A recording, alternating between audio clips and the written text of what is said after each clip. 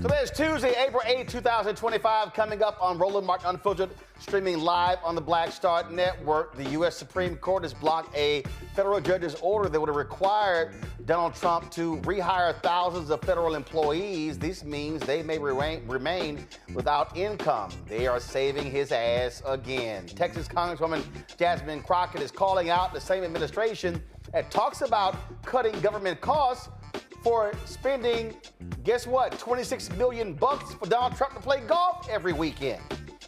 You don't want to miss the Crockett Chronicles. A fired former DOJ attorney testified literally that Donald Trump and MAGA sent U.S. marshals to her home to try to force her not to testify before Congress. National Park Service got their asses lit up over Harriet Tubman. Now they've reinstated a photo and a quote of hers to their website, calling the edits, quote, unauthorized. Really? Plus, we'll talk to a white Texas state senator who went off on one of his Republican colleagues, the sponsor of an anti-DEI bill, showing him it's a whole bunch of white men that got jobs. Plus, we'll talk about the latest multi-million-dollar lawsuit against North Carolina HBCU, St. Augustine University, where we'll be having a town hall this weekend. Plus, the racist ex-husband of racist Congresswoman Marjorie Taylor Greene is now apologizing for insulting Muslim women who were trying to pray. It's time to bring the funk on Roland Mark Unfiltered on the Black Star Network. Let's go. Whatever the miss, he's on it. Whatever it is, he's got the scoop, the fact, the fine. And when it breaks, he's right on time and it's rolling.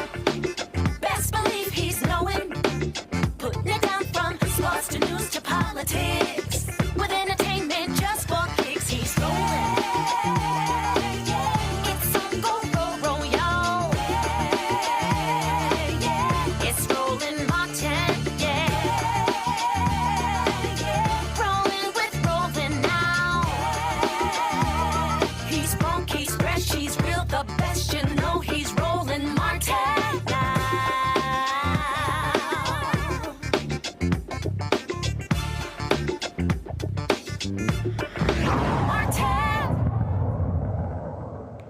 Well, the U.S. Supreme Court saved Donald Trump's ass again. They are pulling back on a decision by a federal judge forcing them to rehire thousands of federal workers who were fired. In the 7-2 ruling, the court sided with the Trump administration, allowing it to proceed with firing these workers. More than 16,000 workers, many of them still in their probationary period. And the workers were let go as part of a sweeping move by the twice impeached, criminally convicted felon-in-chief, the con man Donald Trump, and his fake Department of Government Efficiency, known as DOGE, to downside the federal government aggressively. Justices Ketanji Brown Jackson and Sonia Sotomayor spoke out against the decision. Justice Jackson said the administration, frankly, was being out of line. They said they had not shown enough urgency to justify pushing this case so quickly to the Supreme Court, suggesting that this was more about a power grab. You think? Other lawsuits still pending. One federal judge in Maryland has already blocked these firings in nearly 20 states in the District of Columbia. Now, you take this decision and you also factor in them allowing them to continue to fly people out of the country who have not gotten due process. And what it shows you is that the Trump administration, they are banking on this right Supreme Court allowing them to do whatever they want. My pal, Dr. Mustafa Santiago Ali, former senior advisor for environmental justice at the EPA out of D.C. A. Scott Bolden, he's an attorney here in D.C. Derek Jackson, state representative, Georgia District 68 out of Atlanta. Glad to have all three of you here. I suppose I'll start with the Kappa lawyer, Scott Bolden. So, Scott, let's go ahead and deal with the law here. Bottom line is, Donald Trump's whole strategy is, hey, challenge a lawsuit, go to the Supreme Court. He believes the Supreme Court is going to let him do whatever he wants. They don't want to go through the normal process. They want to fast track everything. And that's what Justice Brown Jackson was saying. Whoa, wait a minute. How in the hell is this case all of a sudden to us so quickly? Yeah, you know, the Article 3 courts, the circuits as well as the federal district courts, are saving our democracy right now. They're doing their jobs, Republican or democratically appointed. The Supreme Court seems to keep saving him, but it absolutely makes no sense when you have lower courts who are saying you simply can't do this. And so I think you're right about the strategy. Their strategy is go through the courts as quickly as possible, avoid the courts as quickly as possible, get to the Supreme Court as soon as possible, and hope that they save them. Now, in regard to the Venezuelan gangs that they transported to El Salvador, they didn't get the relief that they really wanted. No. I'm sorry, the alleged gang members. Yeah, many of them are alleged because at least two we know certainly aren't gang members, but they left open. See, the Supreme Court gave the ACLU some relief, saying, well, they're entitled to due process, but it was silent as to, well, where do we go from here? What does that mean going forward? But more importantly, what about the alleged gang members that are in San Salvador right now, or San Salvador prison now, and since they didn't get their due process rights? Are you going to order the government to fly them back, give them due process rights? They were completely silent, which means those alleged prisoners or those alleged gang members stay there for now. So again, that's the place of relief. That's why elections matter. And that's why the Republicans have stacked that court for this very reason. Watch the Republican administration or watch the Trump administration to take full advantage of it. And that's another dangerous weapon of theirs in regard to whitewashing and destroying our democracy. Mustafa, here's what's utterly insane. You take the case. 60 Minutes did a report showing that 75% of the people they put on planes that flew out of the country did not even have a criminal record.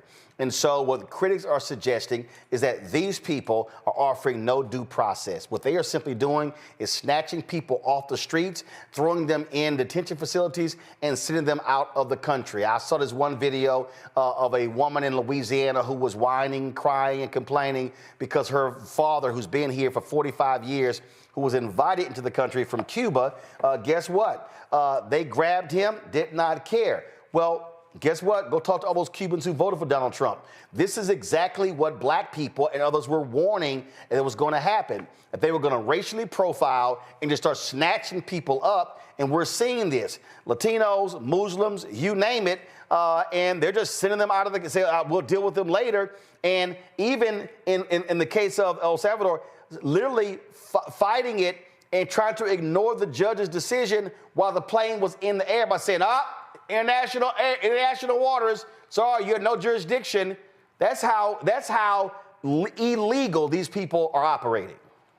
Yeah, you know, that they continue to not want to follow the law in any form or fashion unless it is against them, and then they want the law, they want justice to actually be front and center. You know, unfortunately, you know, our country is supposed to be founded, due process is supposed to be one of the sort of hallmark things that helps to set us apart from dictatorships across the planet. But, you know, these folks don't seem to want to follow that for some reason. And black folks, you know, as you shared, you know, we warned them that these types of things could actually happen because we went through it throughout the history of this country, where they used to just grab brothers off the street, sisters as well, and say they were just vagrants and then lock them up because they wanted free labor. So we have a history with this, and that's the reason that we were sounding the alarm.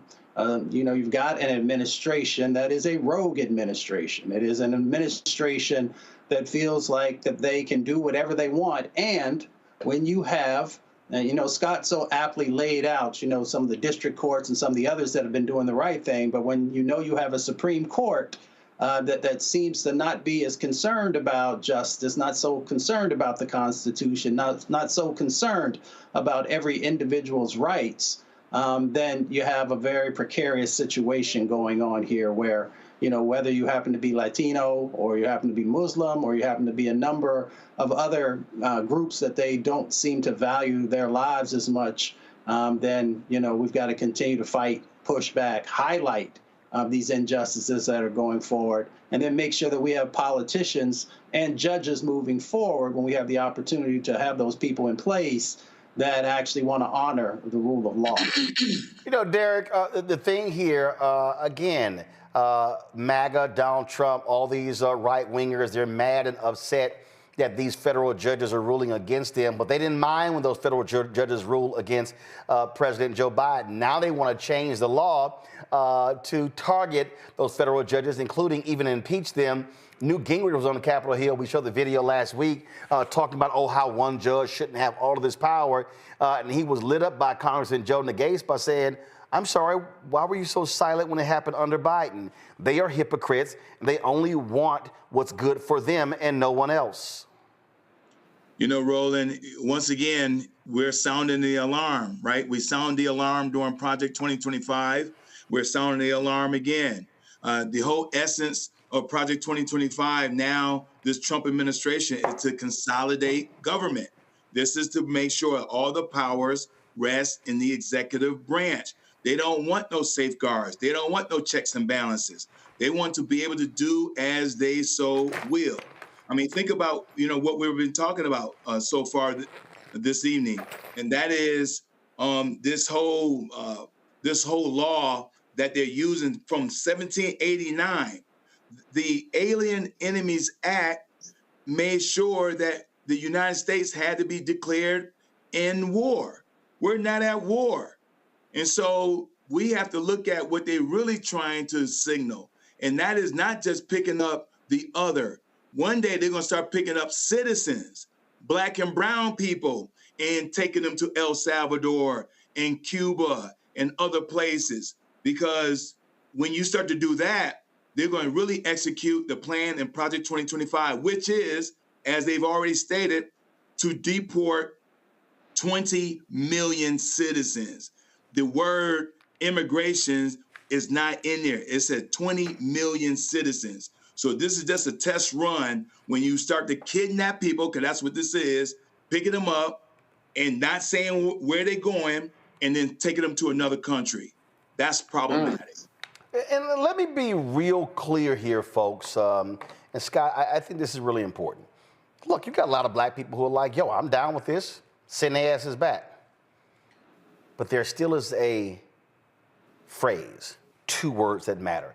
It's called due process. And if you take the position that, send them back, I don't care, and you completely ignore due process, you know what that means? That they are going to not allow due process in other areas. Yeah, and have before, and if you believe this is the third Reconstruction, as you often talk about, then we're next on the targeted list. I joke with my colleagues about, have you got your camp number yet? Because they're coming for us next, because the Black and brown immigrants who are here, they've got a target on their back. Listen, the beauty of due process is everyone's entitled to it, and when you become a target of the criminal justice system or the immigration system, you certainly do want due process. Now, the only reason this government is doing this is simply to expedite the deportation, to feed the MAGA appetite for eliminating Black and brown people in anticipation of 2043, when we become a country of color, if you will. That's it. This is purely political. And if you listen to the rhetoric of not only MAGA supporters, but the administration and the president, all they talk about and all they market is what they're to match their rhetoric. That's it. It's to expedite, to get rid of the worst and the criminals. But you see, you make mistakes that they have to admit when you don't give them due process. They're terrified of the lower courts because even their own lawyers for DOJ, who don't have the information, are being fired by the Attorney General for not, quote, being prepared in court or zealously advocating for these illegal programs or this illegal conduct. They're actually being terminated for not following these orders that are really illegal orders. And so people talk about a constitutional crisis, Roland. We've been in a constitutional crisis from the moment in January when this new administration was sworn in and stuff. And the courts are trying to save us, but no one else is. Congress not going to save us. The executive branch isn't going to save us, which is why we got 2 years, 16 months, right, to try to take this House of Representatives back so we can have a legal mechanism to push back. Sure, we got to vote and register and vote up and down the ballot and all the other great stuff that you talk about. But in the end, it's beyond Cory Booker standing there for 25 hours. We need real power, and the first opportunity to do that is with this House of Representatives. Last point is the House of Representatives and the congressional vote in 2 years or 60 months is super important, because I can tell you right now, within 3 years of this operation that we call an administration, they're going to try to figure out a way, legally or illegally, for Trump to keep the presidency illegally for another 4 years. That's going to be the long-term challenge, but it's creeping up on us very fast. Yeah, it's about power. And again, Mustafa, if you are allowed not to provide due process in one area, what these thugs have shown is that they are then going to begin to apply that in other areas as well.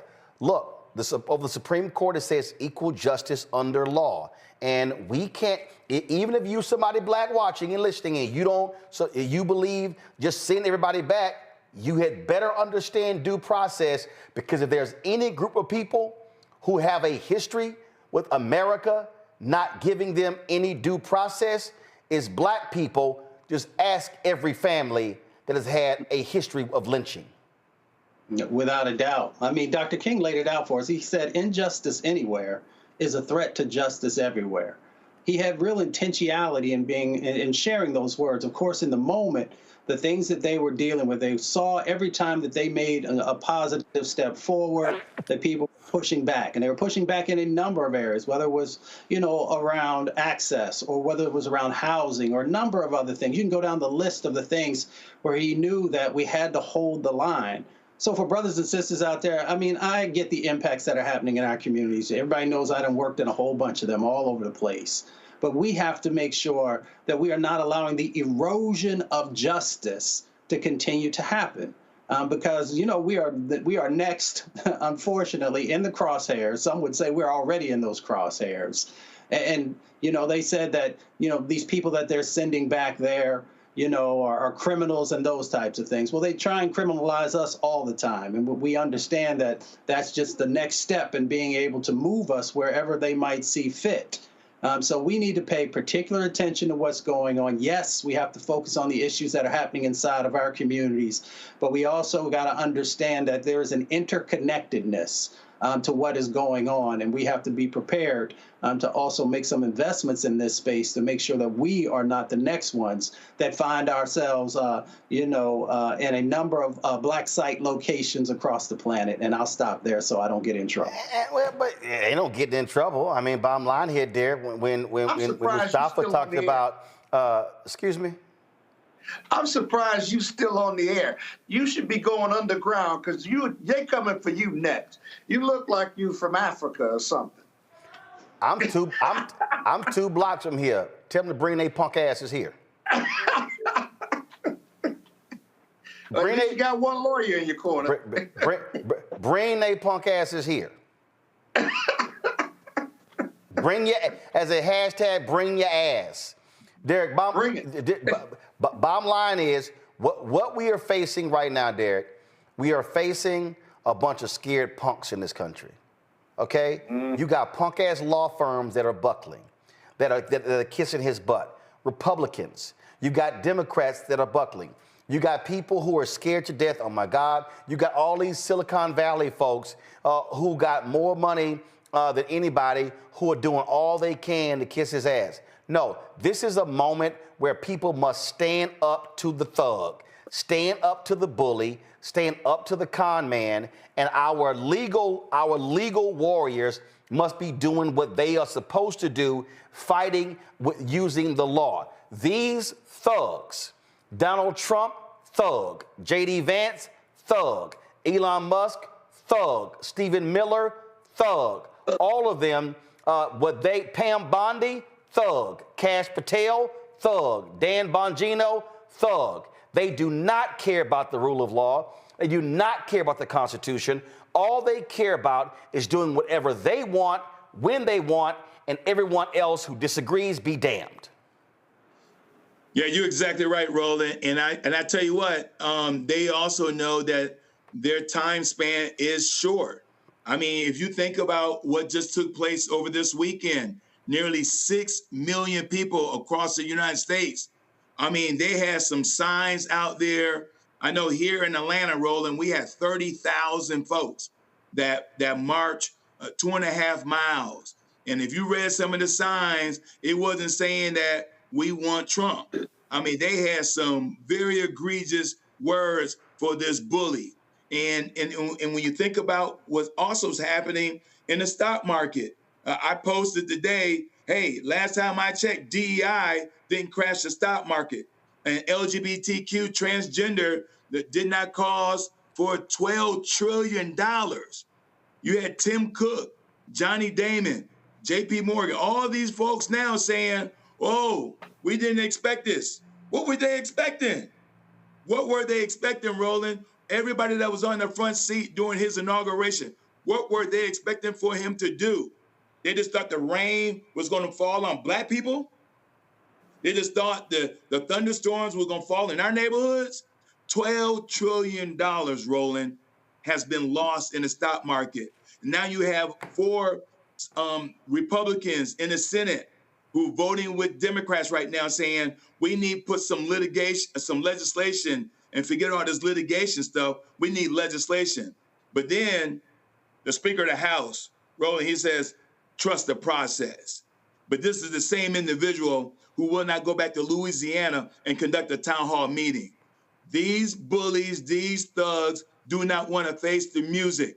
And the music is that those 6 million people that were marching this past Saturday, they want that ass, point blank. And they don't want to face the music. But see, but what has to happen here, Mustafa, is you have to use everything at your disposal. This is not, let me be real clear, this is not about only marching, only protesting, only sending letters. This is about you have to attack these thugs on a legal front, a moral front. You must attack them on a grassroots front, on an economic front, on a political front. I mentioned this yesterday. Go to my iPad. Senator Richard Blumenthal, Democrat, this person told me tonight that he's holding up all Trump nominees going forward in the Senate. Blumenthal sits on 4 committees: Judiciary, Armed Services, Vet Affairs, and Homeland, and oversee many nominations. Dems building a wide-ranging nomination blockade in the Senate. That's Senator Richard Blumenthal. You also have same thing. You have Senator Brian Schatz. Same thing here. This is right here. Senator Brian Schatz blocking more than 300 Trump administration nominations by refusing to let them pass with unanimous consent. I don't think we should make anything easy going forward, he said. Well, guess what? It's about damn time. And this has to happen, Mustafa. I think back when you had all of those military appointments that Senator Tommy Tuberville held up because he said that the Pentagon, they were allowing reproductive rights to move forward. And so if you're a Democrat, now that's what you do. You sit here and you create a blockade. You create a blockade. Right. You simply say, ain't a damn thing moving.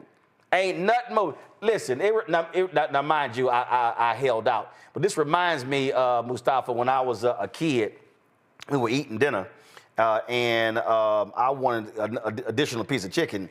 And my dad was like, you gonna eat them peas first. Now, first of all, I hate peas. No, I don't think you understand. I hate, the only thing I probably hate more than peas is the Dallas Cowboys.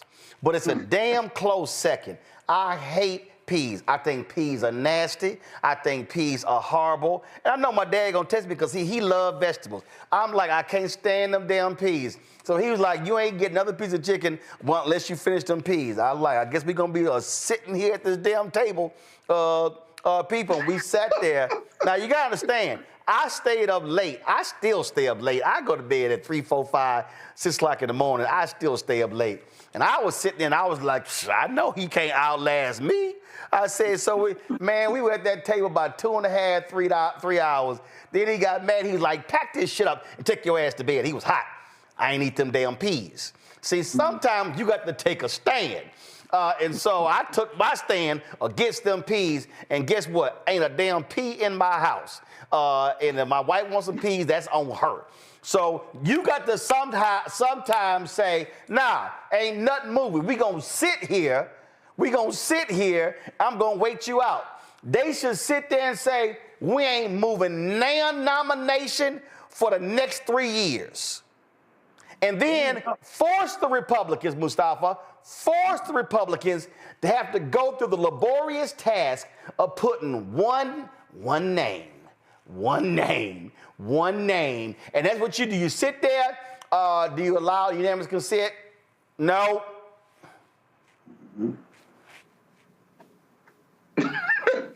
Nope. That's what you got to do, Mustafa. Shut it down. I mean, I agree. You got to use every tool in the toolbox, everything that you have the ability to utilize in this moment. It does a number of things. Yes, it slows the process down, but it also helps to make the process more authentic, because when folks don't see you fighting back, right, those people who elected you, who sent you to Capitol Hill, that says something to them. It says you don't really have a spine. Either you don't have a spine or you don't have the intelligence that's necessary to be able to navigate the moment that you find yourself in. So I have a problem, because one, if you don't have a spine, I don't need you to be there. And if you don't have the intelligence to be able to navigate, I don't need you to be there. So you've got to do something in this moment to make sure that people know that you're serious about defending their rights, about trying to make sure that this country is more equitable, and to be able to push back against the injustice that continues to happen, both from the administration and from the co-signing that continues to happen on Capitol Hill. So you have the opportunity to make sure that you're doing something, and people will appreciate that. They understand that there's limited amounts of power, but if you build up those small pieces, then it has significance. So, you know, I always just say, get up off your butt and do something. And my daddy was no joke. My dad would be like, if there is a problem, you better come forward with some solutions before you sit down and have a conversation with me about it.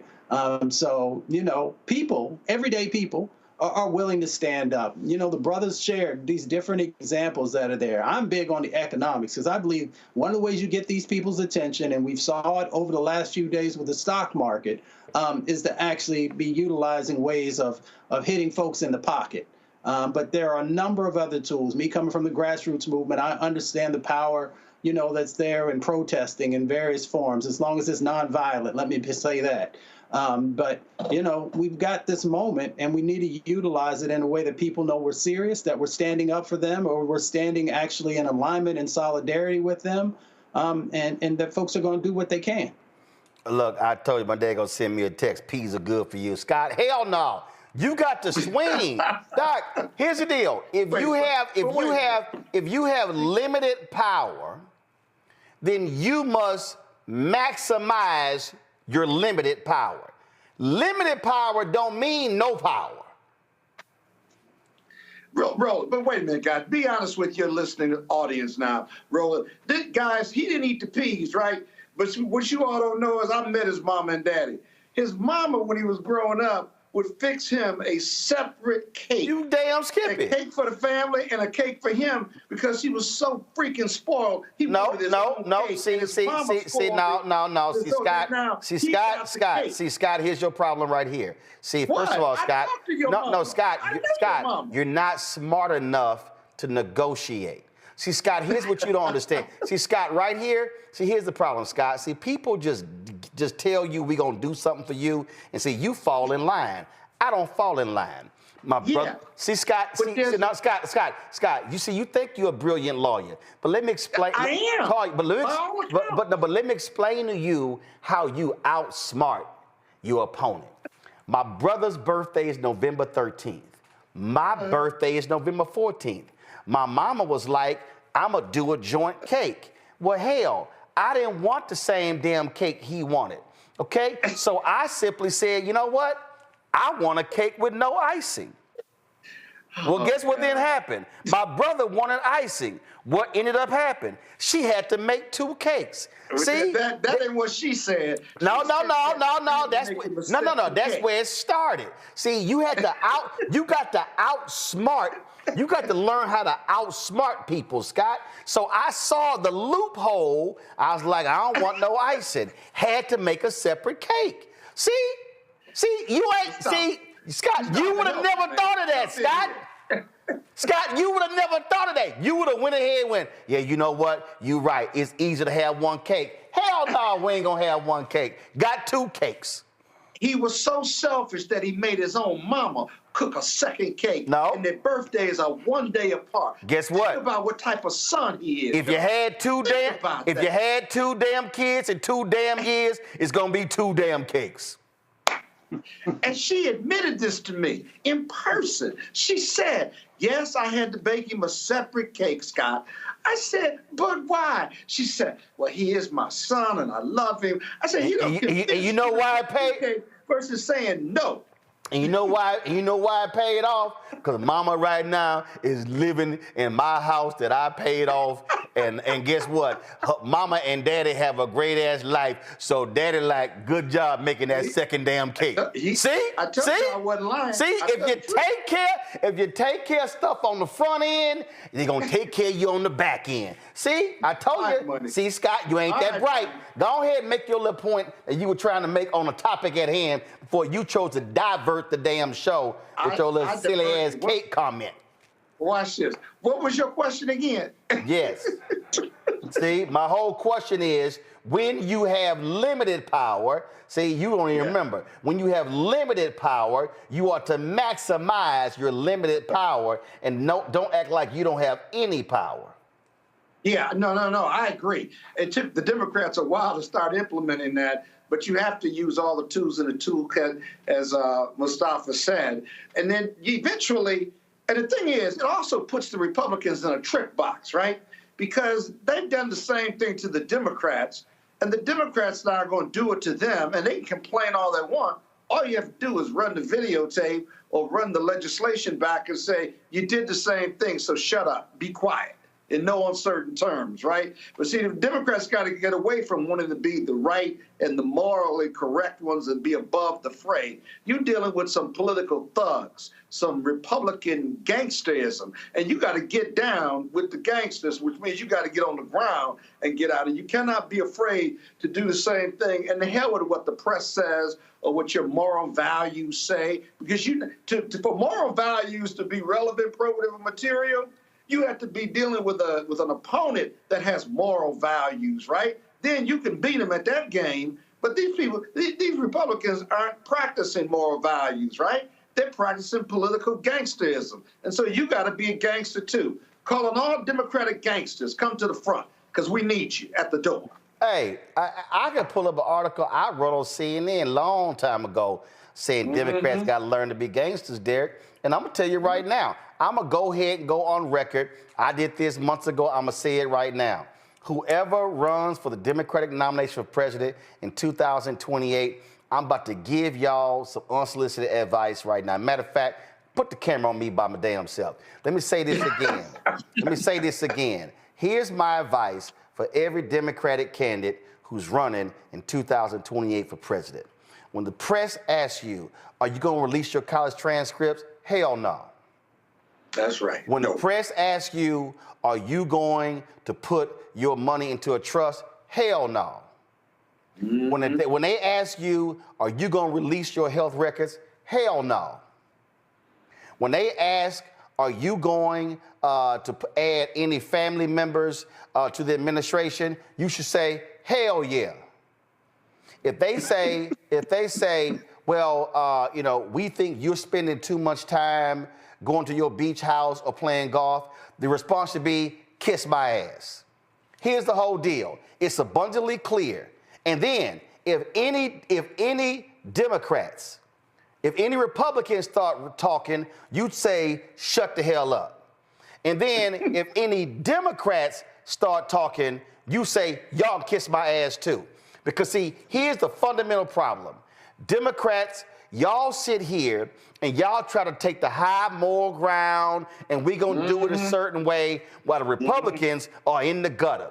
And so it's all bets off. Bottom line is, the voters have made it clear, we can elect you if you're a sexual assaulter. We can elect you if you cheat on your taxes. We elect you if you don't pay your damn bills. We can elect you if you lie. And my whole deal is like, so now, don't come to me thinking I'm gonna sit here and do all the right things. No, all y'all, no, damn that. That should be the attitude because this is about straight going gangster. Hey, and guess what? Since y'all didn't say nothing, with that thug who you allowed back in the Oval Office, well then, don't be asking me to turn in all my stuff and turn in all my records. No, I ain't turning in a damn thing. Yeah. I approve this message. Derek. But Roland, you know that ain't gonna happen. Come on, Roland, you already know. It better. You've been in this political game far longer. Nah. I'm telling everybody. No, I'm telling right now.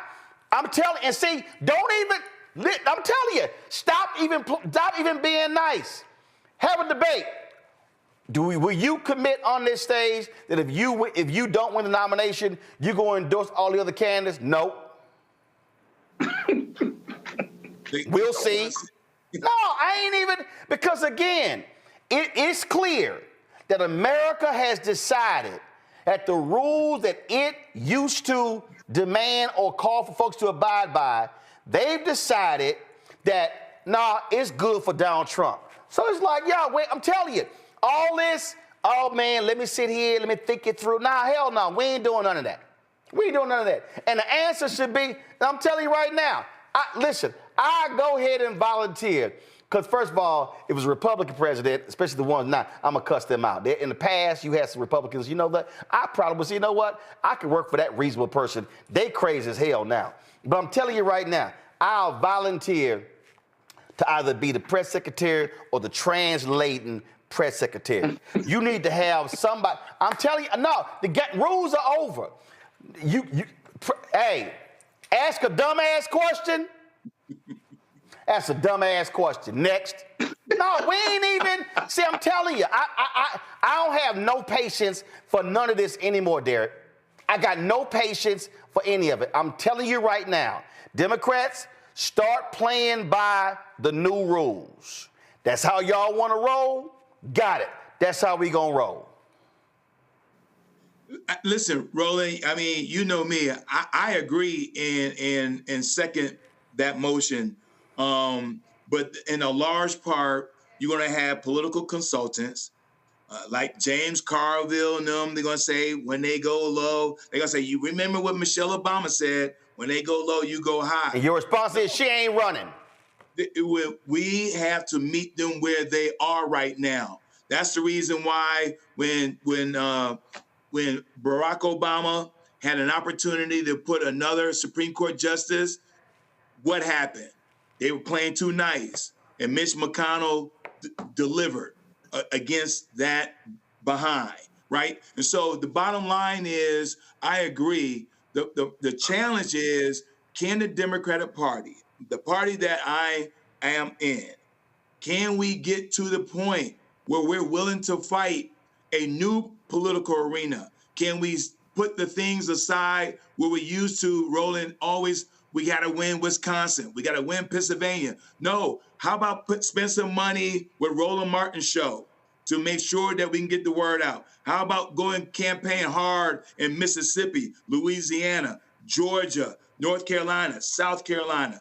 Go against the norms. That's what you're talking about. Go against the norms and the traditions, because we already know, Roland, by doing the opposite, we haven't won. So we got to do something new. And part of doing something new is to hold Republicans say, no, you can't tell me if I have something in the closet when you all elected a person with 34 felonies, 6 bankruptcies, and got 3 baby mamas. Come on. So I agree. But you know the Democratic Party ain't going to do that, Roland. Like I said, You better roll a different way. I'm telling you right now, I don't give a damn. All right, let me go to a break. We come back, y'all. Congresswoman Jasmine Crockett, she was going off on these folks, but also we gonna talk to a Texas state representative. Young man, I saw this clip and I was like, y'all have got to get this white man on my show. A Texas state senator just straight up called out a Republican by saying, damn, how many more white men do you want to get a job? Yo, y'all gonna trip when y'all see this here. That's next on Roland Martin Unfiltered on the Black Star Network, folks. Don't forget to support the work that we do. Ain't nobody else doing a show like this here. Ain't nobody else in black-owned media, but in mainstream media, ain't nobody doing a show like this here. They not keeping it real. They not being frank. They not being honest, and they damn sure not unapologetically black. So y'all want to support the work that we do? Join our Bring the Funk fan club. The goal is to get 20,000 of our fans contributing on average $50 each a year. That's $4.19 a month, 13 cents a day. You get to support this show. You support our new shows on the network. We're working on a business show, a health show. Man, we got all kind of stuff happening. Redesigning the website, hiring staff writers. Yo, we about to sit here and just give these folks hell every single day in every way possible. You want to support us via Cash App? Hit us up this way. And everybody who gives electronically during the show, I'm going to give a shout out while we're live. If you want to give via Cash App, this is the Stripe QR code. Click the Cash App button to contribute. You can use Stripe to also, of course, use credit cards. Send your check and money order. Please do me a favor. Put Roland Martin Unfiltered. Roland Martin Unfiltered. Don't put Uncle Roland Martin. Don't put Black Star Network. Put Roland Martin Unfiltered because it's much easier. We're trying to process the checks and money orders for the bank. P.O. Box 57196, Washington, D.C. 2003 7-0196. PayPal R Martin Unfiltered. Venmo RM Unfiltered. Zelle Roland at RolandSMartin.com, Roland at RolandMartinUnfiltered.com, and this is absolutely a damn green pea free zone. Back in a moment. On the next Get Wealthy with me, Deborah Owens, America's Wealth Coach, I'm sure you've heard that saying that the only thing guaranteed is death and taxes. The truth is that the wealthy get wealthier by understanding tax strategy. And that's exactly the conversation that we're gonna have on the next Get Wealthy, where you're going to learn wealth hacks that help you turn your wages into wealth. Taxes is one of the largest expenses you ever have. You really got to know how to manage that thing and get that under control so that you can build wealth. That's right here on Get Wealthy, only on Black Star Network. Now that Roland Martin is willing to give me the blueprint, hey, Cyrus, I need to go to Tyler Perry and get another blueprint because I need some green money. The only way I can do what I'm doing, I need to make some money. So you'll see me working with Roland. Matter of fact, it's the Roland Martin and Cheryl Underwood show. Well, should it be the Cheryl Underwood show and the Roland Martin show? Well, whatever show it's going to be, it's going to be good.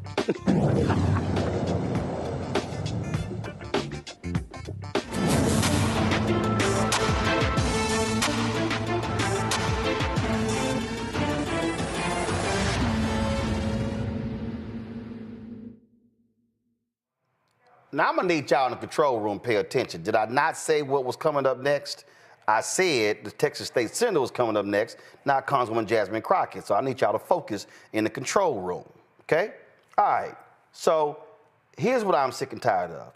I'm sick and tired of all these white conservatives, these white Republicans, standing up, yelling DEI, how they're against DEI, when they a bunch of liars and won't even admit to the reality of who DEI actually is helping. Now, listen, we look at contracts and other programs like that. The reality is, yes, is it helping a few black folks, a few Latinos and others, but overwhelmingly the folk who are getting hooked up with DEI are white women. But when you talk about why do you even have DEI in the first place, it's because you largely have white men who wouldn't do right and actually pick folk by merit. They would just keep picking the same folk who look like them, who go to the country club, who play golf, who play tennis, and the same thing. Well, a Texas state senator, they were debating this bill on the floor, and they've been debating debating this a while. When I was in Austin a few weeks ago being honored as an outstanding Texan by the Texas Legislative Black Caucus, I popped in and they were having a discussion on the floor. Well, here they were having this discussion, and thank God, finally, you had somebody who looked a white Republican in his eye and said what needed to be said. Roll it. You don't believe there should be 40% Latinos in executive director positions instead of 2%, not even 2%, just 2%. I believe we should be making these decisions based on merit, not based on the color of our skin or our sex or our ethnicity. I'm really horrible at math. That's why I went on to law school, members. 2 Latino executive directors, that's got to be less than, that's like a 1.5% of these 135 officers. And we're 40% of the population. You don't think that my folks are qualified enough to do the same job as their white counterparts? Senator, I don't know where you're getting that. This bill says we should treat everyone the same, regardless of their race, regardless of their sex, regardless of their ethnicity. But we don't, are we? We're not treating everybody the same. 120 white guys have the job where white women don't have the job, black men and black women don't have the job, brown women don't have the job. Somebody decided in this building, in the powers that be, these commissions, that these white men were the way we wanted to go. And that's not racism to you? Senator, I don't want to move backwards. I want to move forwards. I want to move toward that society where we're not decided based on race or sex or ethnicity. Okay, well, what about a quota system right now, today, where we had a merit-based quota system, where we said, we're going to do you on merit? What if Senator Miles puts up an amendment that says, is it going to be merit-based? I think we're going to see an amendment like that from someone in this room today. And what if there was an amendment to the amendment that says, okay, well, let's have a quota so that these agencies could be represented by people of color, qualified people of color, to the percentage of the population in this state. What's wrong with that? Senator, the most qualified person for the job, regardless of their race, regardless of their sex, without regard to their ethnicity, that's who we want. That's who the people of Texas need to be able to hire. As long as white men are doing the hiring. See? Thank you. I'm glad somebody non-black called it like it is, because every time we have one of these debates, I'm just going to be real clear, y'all, because this is I remember when Senator Chris Murphy and other Democrats, they were all standing around, dancing around, they sitting here trying to, no, let's not use the word diversity, let's not use inclusion, let's not use this here. Man, call this thing what it is. These folks want to deny what's in our faces, because the reality is they really believe that when they see somebody black, they see somebody who's Latino, they see somebody who's Asian, if they see even a white woman, in their minds, if you are not a white man, then you did not get the job. Y'all notice they never call a white man the DEI hire. Matter of fact, do this here. Y'all get this queued up control room. I was supposed to do it yesterday. I'm going to show y'all a grossly unqualified white man who Donald Trump appointed to a job, and the questions he was asked was stunning, and not one Republican in Congress said, why is this man even appointed? Joining us right now is Texas State Senator Roland Gutierrez. Glad to have you here. Senator, I mean, first of all, thank you. Thank you for just putting it out there. That man sat there and was like, where are you getting these 120 white men from? He completely acted like they didn't exist. But let me focus on the little speck of color. No, that's right. I mean, Roland, thank you for having me on. Listen, we've been dealing with this bullshit in Texas for years, and it never stops. Session after session, we hear more and more of their crazy racist bills, and yet we don't ever go out and fix the real things that are hurting people in our communities of color. We don't early child care development. I mean, hunger is an issue still in this state. I mean, shit, we got 450 kids with measles in this state. Housing issues, you name it, healthcare, all of it Those are the real problems that are affecting us, and yet these guys want to tell us that they want to take it back to a world, I guess, to the 1950s. I guess that's where they want us to be. And they claim that they want to get to a space in Texas where we're colorblind. Well, hell, we haven't gotten there yet. Right. I mean, can they please, I really would appreciate if one of these white Republicans can pinpoint me the exact day, time, and month when we hired in America and it was all equal, colorblind, merit-based. By all means, can you show me when that actually happened? I dare say that since the Civil Rights Act of 65, since the Voting Rights Act, 64 Civil Rights Act, 65 Voting Rights Act, 68 Fair Housing Act, I dare say since we have those bills, we are more merit-based than we ever have been, because before, it damn sure wasn't the case. No, I mean, that's right. And and I know when you say quotas, people get a little bit offended about that, and they think, well, we're not there. Well, we've never had quotas to begin with. But if we're truly in a colorblind society where we want to say that it's merit-based, listen, there's a lot of Black young men and young women, Hispanic young men and young women that can do the work just as well as their white counterparts. Then let's have 40% in that building be Latino. Let's have 13% be African American. But that's not the case.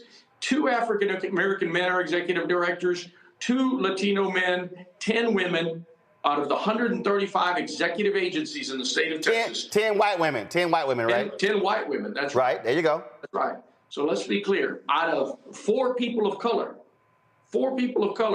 out of those positions, when we are a minority state. 61% of Texas are people of color. That's right. 61% are people of color. And these guys want to tell us that we live in a colorblind world, or they want to get us to a colorblind world. Hell, in that room that I was in, there's about 8 Confederates on the wall. Boom. How do we move on with, Robert E. Lee on the wall or somebody that looks like him? Well, when I was there, I did a whole video. I live streamed it of that big old Confederate memorial that's sitting right there on the lawn.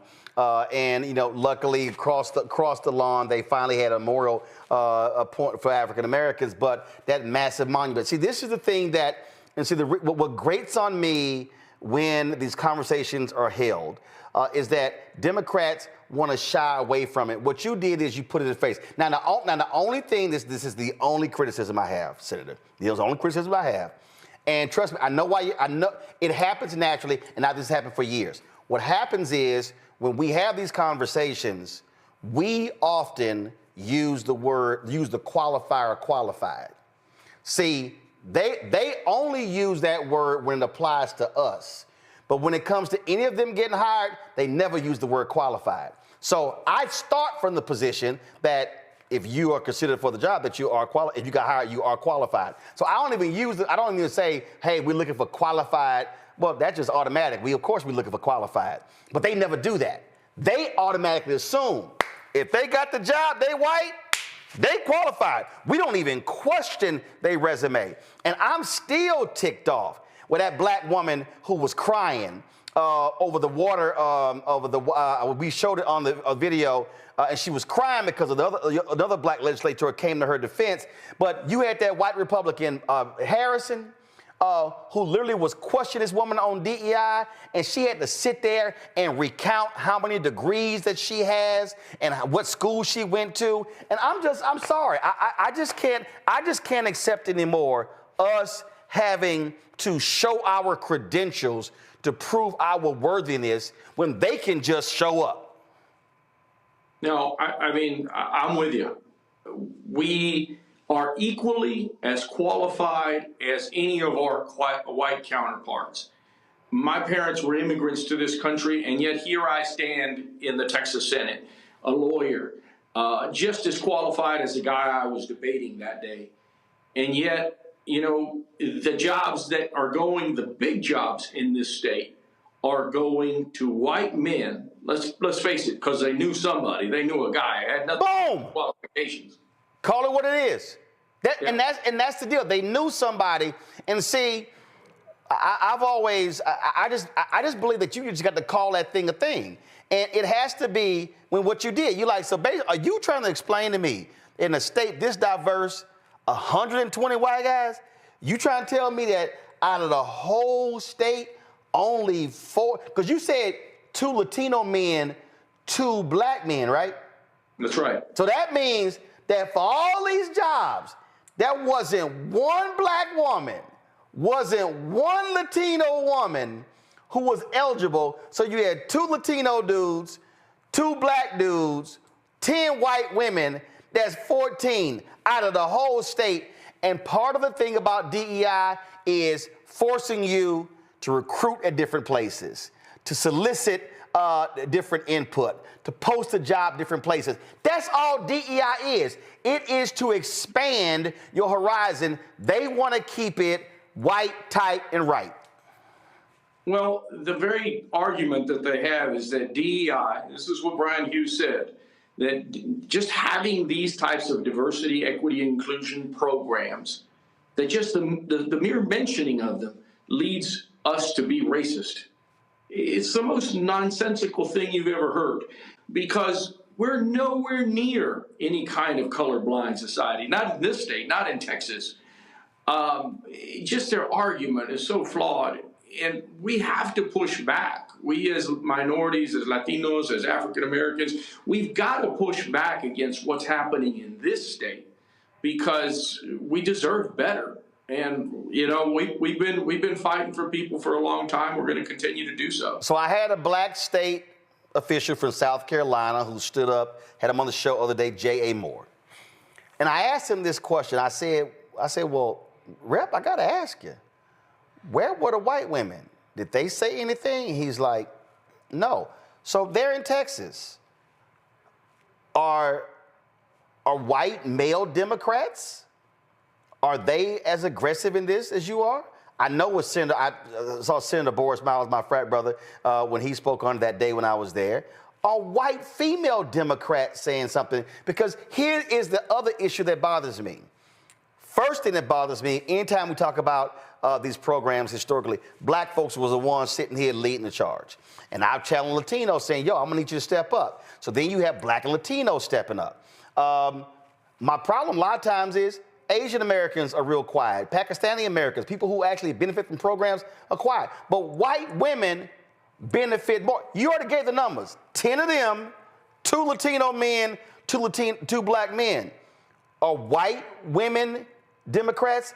Are they being as vigorous in speaking out against this bill as you are, as Senator Boris Miles, as Senator Royce West?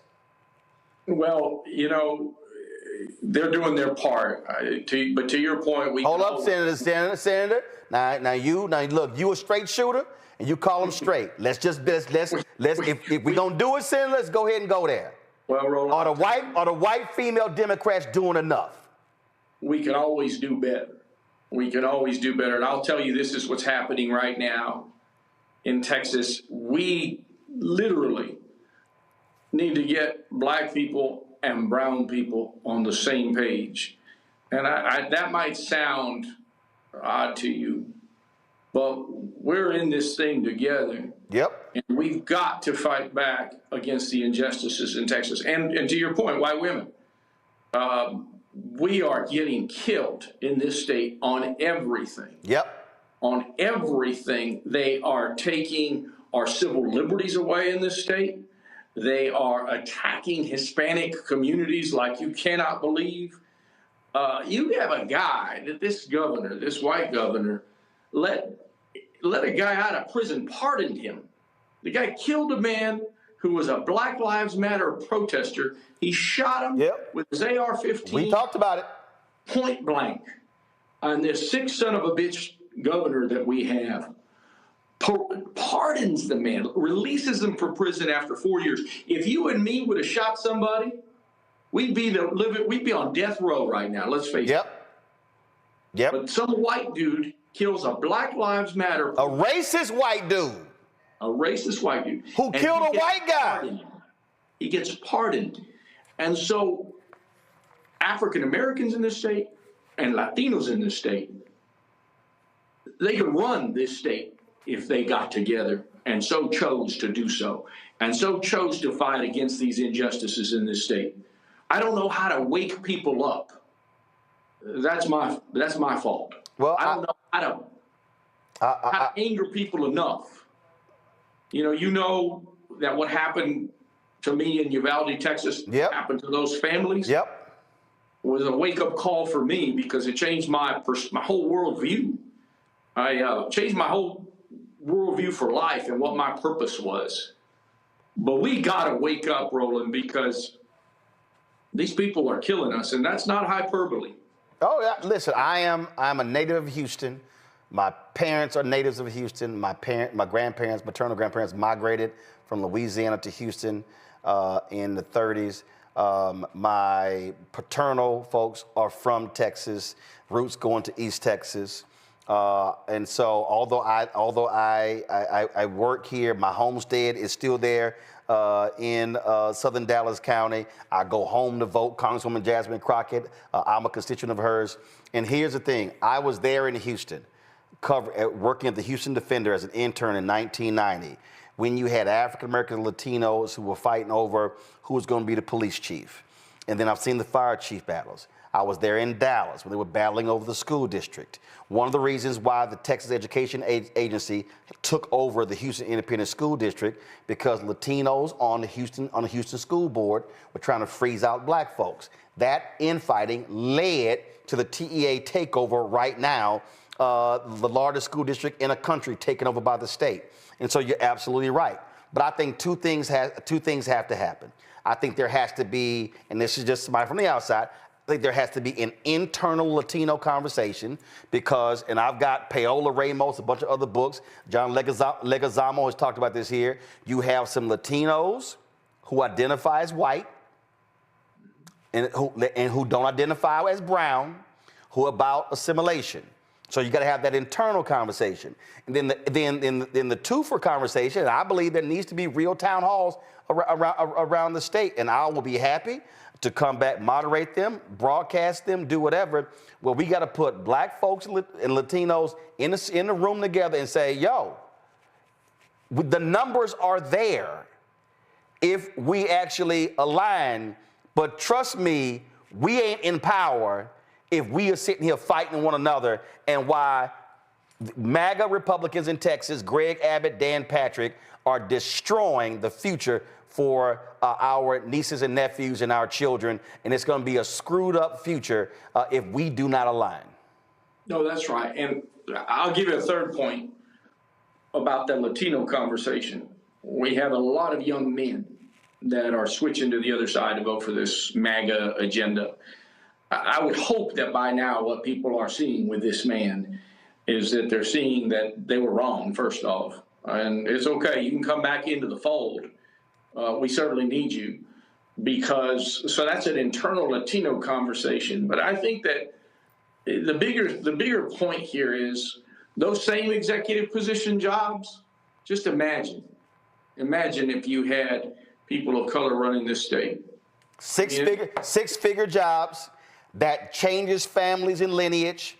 Now you're talking about power. Now you're talking about going from those positions, running for higher office. It changes the entire ball game. And that's why I'm fighting all these federal firings, because 20% of the federal government black, 10% of the corporate workforce white. We couldn't get corporate jobs, so we looked at the federal government. When they slash the federal jobs, you are slashing black wealth, because that's the place where you have more black people with six-figure salaries. And so this thing is way deeper than folks get. And so listen, I'm going to have my producers give you my cell phone. I was talking to Representative Tellerico. I'm totally opposed to that voucher scam. I'm a school choice supporter, but that's an absolute scam. It's happening there. But thank you for speaking directly to these white Republicans and putting the numbers on the table to force them to have to face it, because he looked like a deer in headlights when you hit him with those numbers, and he was just blah, blah, blah. He didn't know what to say. Roland, thank you very much. I appreciate what you've done, not just for this state, but for this country. We've got to keep fighting back. We got to keep fighting back together, and we've got to wake some people up and get them to vote, because that's our AR-15. That's our gun, is that vote. And we can change the world if we can get people to do that in the right way. 2.1 million eligible Latinos in Texas are unregistered, and Texas has the largest number of eligible black voters of any state in America. But what I keep saying, we got to get them registered, and then we got to get them voting at 70% capacity in order to win. So, Senator, I appreciate it. Thanks a lot. Thank you, my friend. Y'all, I told y'all about this clip I was going to play. Man, I saw this.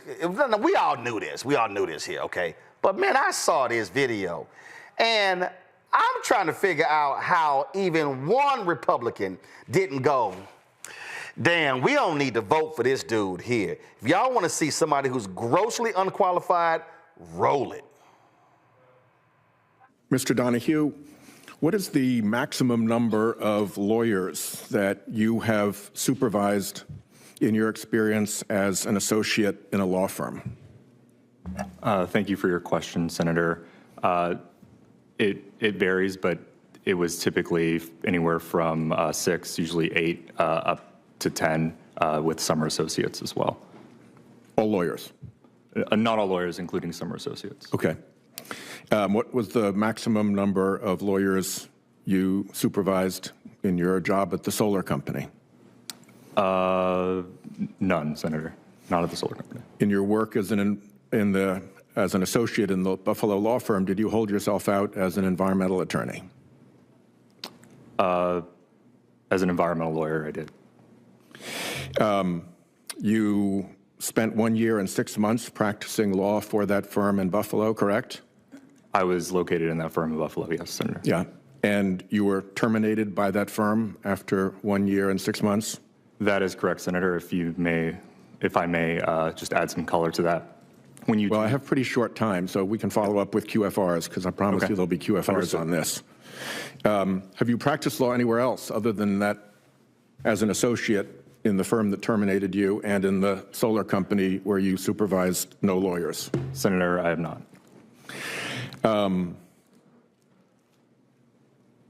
Apart from your associate experience in Buffalo and the solar company, have you practiced law in any other place? I have not, Senator, but I was at the agency before in the first Trump administration. Not in a legal position? That's correct, Senator. Have you ever taken a deposition? I have not, Senator. This is probably the closest I've ever come to that. Have you ever tried a case to verdict? No, Senator. In the firm and at the solar company, we relied on, in the solar company, we relied on outside counsel. So you were providing inside advice at the solar council rather than active litigation work? It was an in-house counsel role, yes. But have you ever argued a motion? I have not, Senator. Court? But as you know what a motion in limine is? I do vaguely, yes. Well, you should have been better prepped, because John Kennedy asks this question. Yes. Have you ever authored and signed a legal pleading? I have not, Senator. But there was a gap of several years between your graduation from law school and when you entered the bar in Washington, D.C. During that period, did you take the bar and fail to pass? I did one time, Senator, yes, but there was a jurisdiction?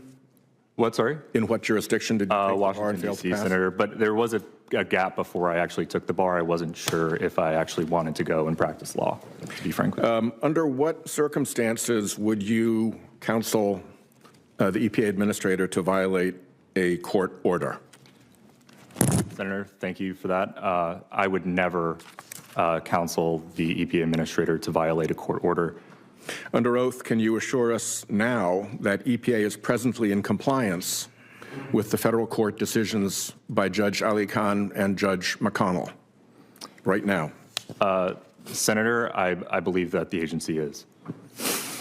When a public official makes public accusations of criminal activity with no credible evidence to support the accusations, what legal liabilities and concerns does that raise? Senator, as you mentioned in opening, potentially defamation, that sort of thing. But I'm not a criminal investigator. I'm not at the Department of Justice. I don't handle the various aspects of that criminal probe, so I'm not privy to that information. There is an internal memorandum out of the agency's counsel office that relates that a significant number of grants were terminated based on a significant error, agency's words, in the terms and conditions for those grants. As the Washington Post reported today, an agency lawyer warned officials that they had cited contractual language that did not apply to many of the grants the EPA had ended in recent weeks. Grants had been terminated on grounds that they no longer fit the agency's priorities, referring to a clause in their grants' general terms and conditions that applied only to grants issued between August 13, 2020 and September 30, 2024. And almost half of the terminated grants were finalized outside of that relevant period. Have the grants impacted by this significant legal error been restored to the recipients? Senator, I've seen the reporting on that. We received your letter, in fact, 2 letters yesterday on this. I was not on that email. I think it was an email, not a memorandum, but I think we're working to track an answer down for you on that. My time has expired.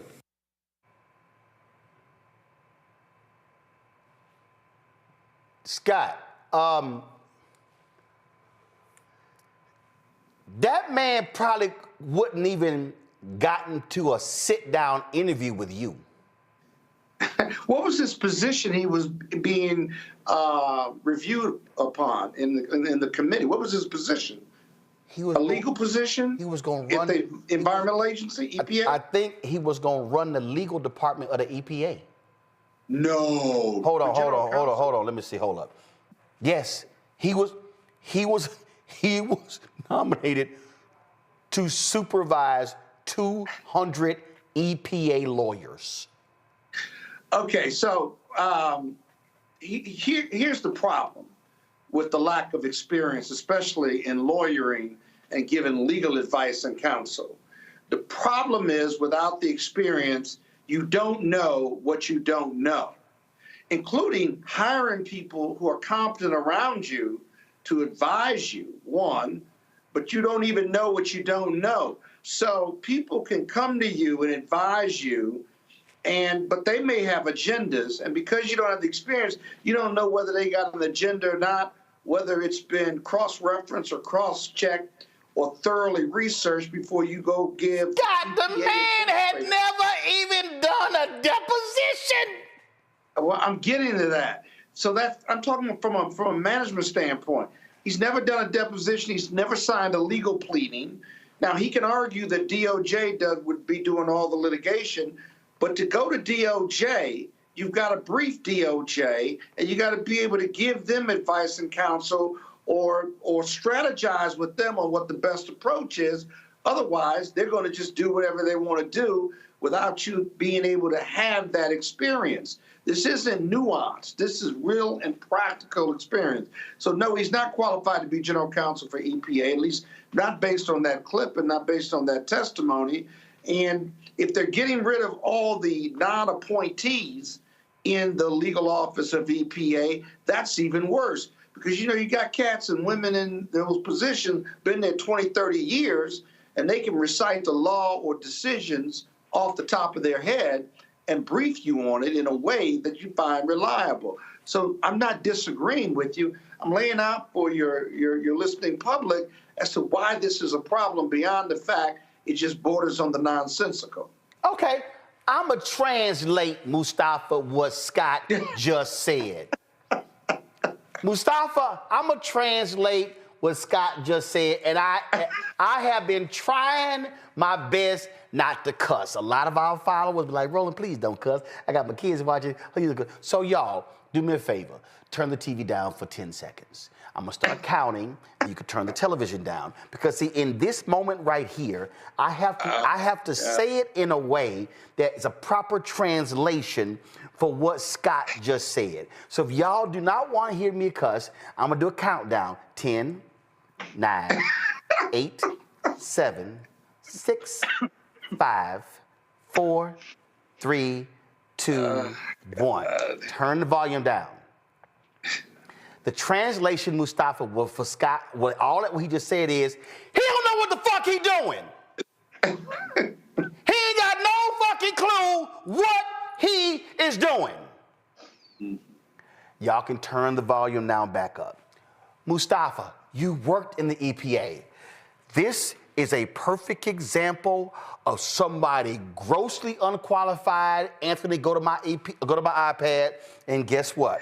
Here's the headline. Republicans back EPA pick despite questions about qualifications. Now, for all y'all who were wondering, oh my goodness, who are those Republicans? So when you hear these assholes talking about this here are the individuals. This is the majority. These are the Republicans. Shelley Moore Capito out of West Virginia. Kevin Kramer, Cynthia Lummis, John Curtis, punk-ass Lindsey Graham, who kisses so much MAGA ass, he's now brown-faced. Dan Sullivan, Pete Ricketts, Roger Wicker of Mississippi, John Boozman, John Husted. These are the Republicans. So guess what? I bet not hear now one of these white Republicans talk about DEI and merit and who's qualified when they voted for a grossly unqualified white man.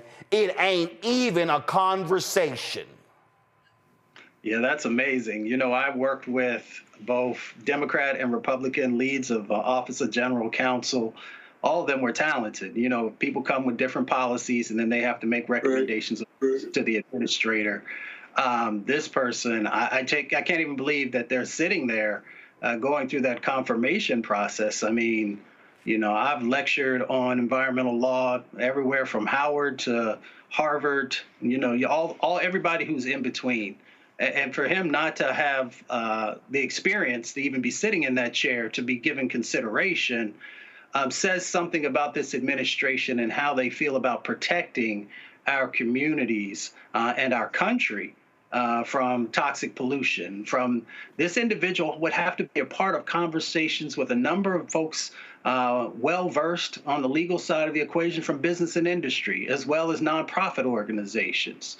You know, for him not to understand the federal acquisition regulations that are a part of, you know, some of the things that we see going on right now around some of the contracts and grants that are out there that, you know, are going through these changes that are currently going on. I can't imagine this individual sitting there and having any real knowledge about the Clean Air Act or the Clean Water Act or RCRA or a number of the different acts that the Environmental Protection Agency Foundation is built upon.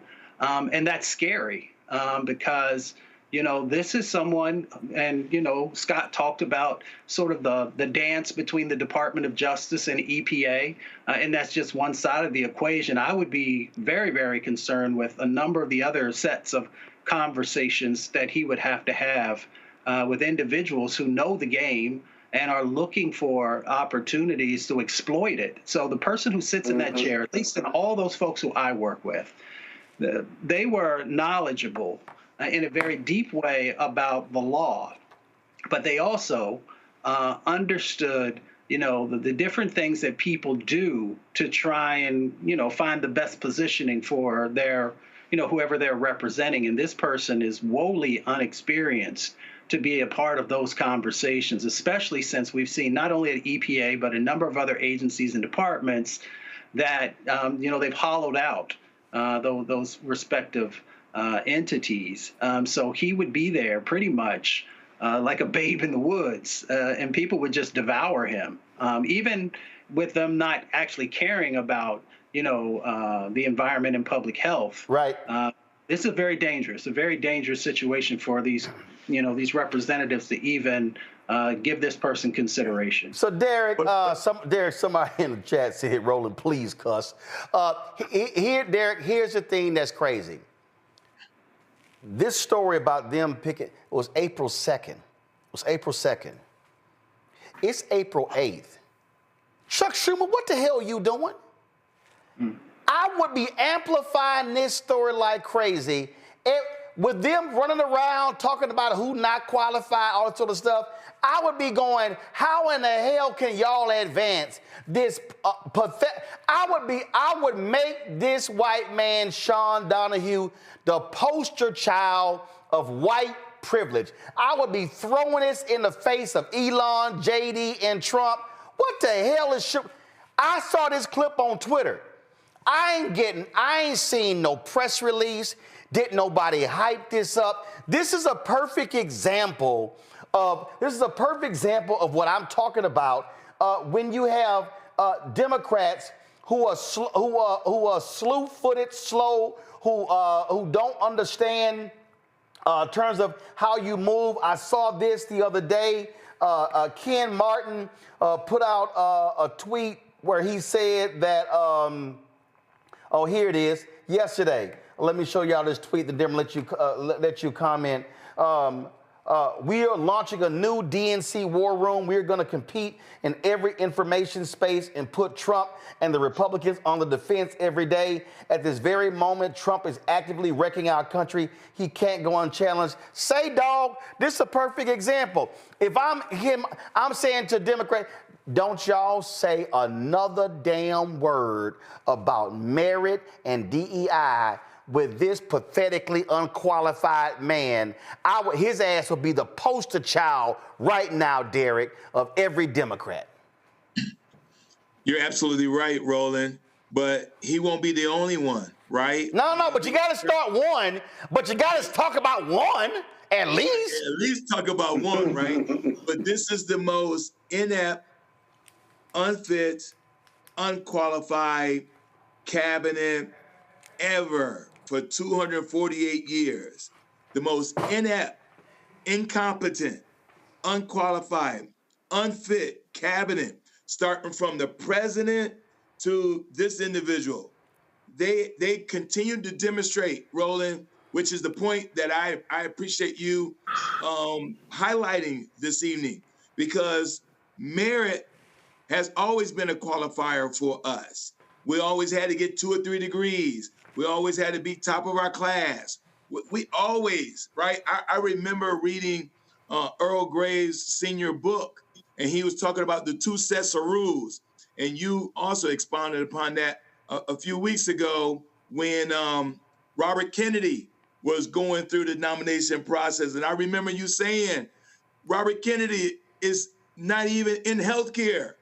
This is the same individual, Roland, that advised folks how to deal with measles by taking vitamin A and cod liver oil. And now those same children are having liver problems. Right. The measles outbreak. But here's, okay, I got all that. But here's my point. I want to stay focused on this guy, because this is my whole point. You can't make the argument broad. You have to narrow it. Scott, the point here is this here. You have to make someone the poster child. You have to hold somebody as the example. And I'm saying what Democrats should be doing, Democrats should be hitting these fools back saying, y'all actually have the audacity, the unmitigated gall to talk about DEI and ending DEI programs and people being unqualified. Here is a grossly unqualified, incompetent person to lead the EPA's legal room of 200 lawyers. The man ain't never supervised more. You saw how he even said 6 to 8, and they all weren't even lawyers. Hell, I done talked to more lawyers than his ass likely has. Well, here's the thing. As an associate at a small firm in Buffalo, because there are no really big firms in Buffalo, he was an associate. Damn, Scott. Damn, Scott, that's some shade. Yeah, I know, but damn. 6 or 8 supervised. There may have been 1, maybe 2 attorneys at best, because as an associate, and you only been there a year and a half, you're not really supervising anybody. It's not like you're a partner. But here's the thing. He lasted 1 year. I know, but don't miss this part. Think about, there's an arrogance part to this on the Republican side. He wasn't even well prepared. They could care less about his qualifications, but they could care less about him being prepared to either shield or cover his lack of experience to be, if he was young, if he was brilliant, if he was competent, and he was well prepared, he would present 10 times better. But they didn't even prep him. In fact, Sheldon House even told him, said, you should be more well prepared, because those two orders, judicial orders or decisions used by Sheldon, I was waiting for Sheldon to tell us the holding in those cases. I guarantee you he didn't know the holdings in those cases. And he gave him somewhat of the holding, and he still was fumbling through it. And so it's the arrogance that jumps out at me of not being well prepared, on top of the base level incompetence that you want to try to cover up. You got to try to cover it. You're in the U.S. Senate. My goodness. But what that is, it is sheer arrogance that, you know what, we can just throw anybody, and the Republicans not going to say a word, and we could just go, they're going to sit here and do whatever I want. Again, this make him the poster child. I got to go ahead. I got to hit y'all with this here, because I'm just. Let us show up unprepared. Hold on. Let me real clear. They crucified. Hold up. First of all, we wouldn't even have the chance to show up unprepared, because we would be unprepared to even get nominated. I got to go ahead and do this. I mean, look, I'm so sick and tired of her ass. I'm sorry.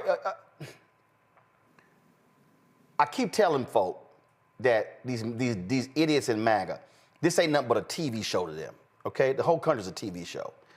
And Kristi Noem really thinks she Farrah Fawcett. Go Farrah. I think she's figuring out that they trying to recast the reboot of Charlie's Angels. And so she's like, forget Drew Barrymore, forget Cameron Diaz, and forget, who was the Asian woman? I forgot her name. We ain't seen her in a long time. Lisa Liu. Forget her. I think Kristi Noem is really trying out for a new role. So her ignorant ass released this video, and I love this tagline: nice to see the Secretary of Homeland Security all equipped and prepared, including her hair extensions, fake eyelashes, and wearing a $60,000 Rolex watch to hunt down the bad guys. Maybe it's with the success of Will Smith and Martin Lawrence in Bad Boys. She wants to be the star of Bad Girls. I don't know what the hell it is. Y'all, watch this bullshit. Here we are with Marco and Brian today. They're letting me roll with them. We're going to go out and pick up somebody who I think is got charges of human trafficking. We earlier had an op that swept up somebody who was wanted for murder. So appreciate the good work that they do every day, and we appreciate them working to make America safe. Ain't nobody sitting here looking for your trifling ass to be out there all dressed up like you in the movie, holding a damn gun like that. And in fact, let me go ahead and find it. I saw Arizona Senator Ruben Gallego drop this. He responded. Let me go ahead and hold on. Don't pull it up yet. Don't pull it up yet, because I want to blow it up. Because this cracked me the hell up when he gave some commentary on her trifling ass, standing up there looking like a damn fool, holding this gun up. And so hold on one second. And this is a Democrat. You can tell he loves guns. I think I can tell if this is Ruben Gallego or if this is Robert Patillo. But he said, number one, he said, close your ejection port. Number two, if you have no rounds in the chamber, why do you have a magazine inserted? Number three, if you have rounds in the chamber or in the magazine, why are you flagging the guy next to you? Number four, stop deporting people without due process. I mean, this is some silly shit, Derek. She literally is playing dress up every damn day. She done went through the entire Department of Homeland Security costume department, because we done seen photos of her ass on horses, on boats, in helicopters. I mean, she is straight up trying to get cast in a Hollywood movie. Hey, Roland, she wants to be the modern day G.I. Jane Part 2. But the reality is, as a retired military officer, he's exactly right. She is holding the weapon wrong. She's exposing everything that you should not do. This clearly demonstrates again, which is the point of your previous segment, and that is they are unfit and unqualified individuals. And when you have that, they continue to demonstrate that they don't care. They don't understand policies. They don't care about policies. They don't care about national security, and they don't care about the person they're standing next to, because I'll be afraid, Roland, if that weapon was fully locked and loaded and ready to go, that individual very well may not be breathing anymore, because she can very well discharge a weapon that would take him out. Yeah, so again, listen, I done shot a gun twice. That's the most overrated shit I've ever seen in my life. I shot a machine gun at the FBI Citizens Academy. I was like, man, I'm going to play golf. Y'all can have this bullshit. It just didn't do nothing for me. I mean, nothing, not damn thing. I was like, this it? But I got to give Senator Gallego, not only he popped that tweet out, Mustafa, he also did this video here. Hilarious as hell, watch. You seen this picture? Let me explain to you how this is all cosplay. Number one, anyone that's ever been in combat, whether it's Marines, been an officer, or anything else like that, you would never wear a flak jacket like that, sloppily put on. It's gonna get snagged on something if you try to breach a door or go through any kind of very high-intensity situation. Number two, what's going on with your ejection port there? Either means that there's a round in chamber or you're just being slapped and keeping it open. Number three, you have a magazine inserted. That tells me you likely have a round in chamber. And if you have a round in chamber, the most important thing you have to always dealing with weapons handling is you have to assume every weapon is loaded. And you're pointing that weapon directly at that guy's head to the left-hand side. So that is a problem, Secretary Noem. And number four, the bigger and biggest problem of all, stop deporting people without due process. You continue to deport innocent men and women that have rights to stay here, and you're deporting them out of this country when they should be here and they have a right to stay here. Yeah, we know damn well that if a Democrat was holding that gun that same way, these Second Amendment lovers would be losing their mind, Mustafa. Yeah, I mean, he hit it on the head. I was sitting here thinking also that this administration is big on cosplay. I mean, you got all these folks who have no idea what they're doing. They Okay, don't hold on. I'm just going just one suggested, Frat. Here's the deal. Average people don't use cosplay. I'm just saying, average people don't talk that way. We should say, this ain't no movie. Everybody understand that. No, I'm just serious. I'm serious. When I heard him say it, I was like, cosplay? What the fuck is cosplay? I'm like, I don't use cosplay. I'm like, was that Bill Cosby in a play? I'm like, what is cosplay? That's just me. Go ahead, I'm sorry. No, that's all good. But I would say a lot of younger people actually do understand what cosplay is because it's a part of the lexicon. But they got to say it's a movie. What is it? Well, what is it? I ain't never heard of it either. Cosplay is when people like dress up and pretend that they are a character. So can we just say play dress up? Well, you would say dress up. Studio gangster, maybe. Finish and say. Go ahead. I'm sorry. My bad. I'm sorry. No, it's all good.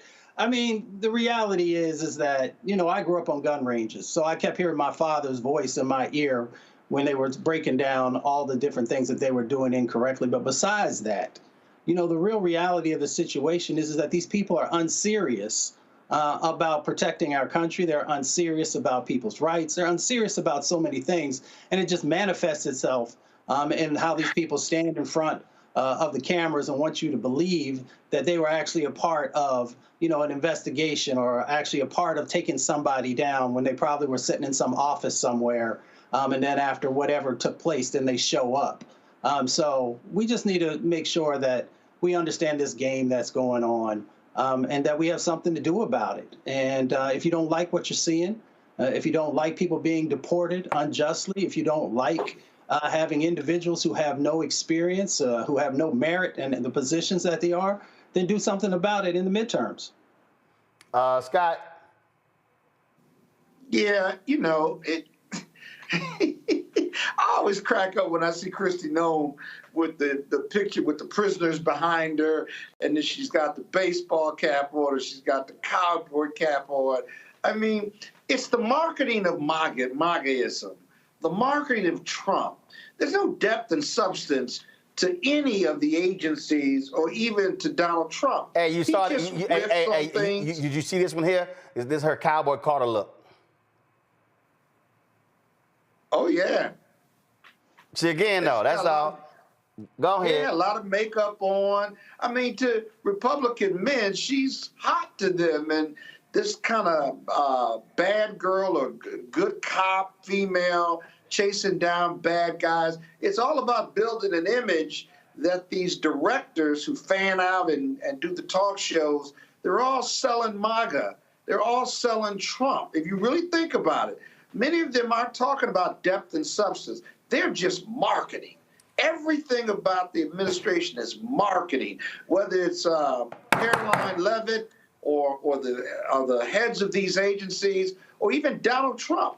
All he does is market. Every time he does a press conference, with or without an agency head, or if he's presenting something, he riffs on all of these talking points and these conflicts, or what do you call it? His what he hates about America, and it's just reinforced marketing, marketing, marketing. And people who are not college educated, who are the least lost and left out, poor working white Americans, they, or Fox 5 or Fox News, they listen to all of this rhetoric that is just rhetoric. He speaks in hyperbole, and he reinforces it every chance he gets. They're rapists and murderers, and we got to get the Venezuela's gangs out. And he's just riffing, and it's all lies. Most of the things coming out are not just untruths, but they're just lies, and the data is counter to it. But it comes in such overwhelming fashion, even the media can't just keep up with it. You talk about Melman having a rapid response team. That's good. But the Republican rhetoric and lies just comes so fast, you forget about all the nonsense that they say. But his voters, and even those who are not his voters, just eat it up, find it as true. He's got the power of the presidency behind him. Nobody challenges it. And so it becomes his truth and the truth of his voters and stuff. It's an amazing marketing machine more than anything, but it's based in falsity, and you can't keep up with it. That's one of the best. He's one of the best marketeers there are.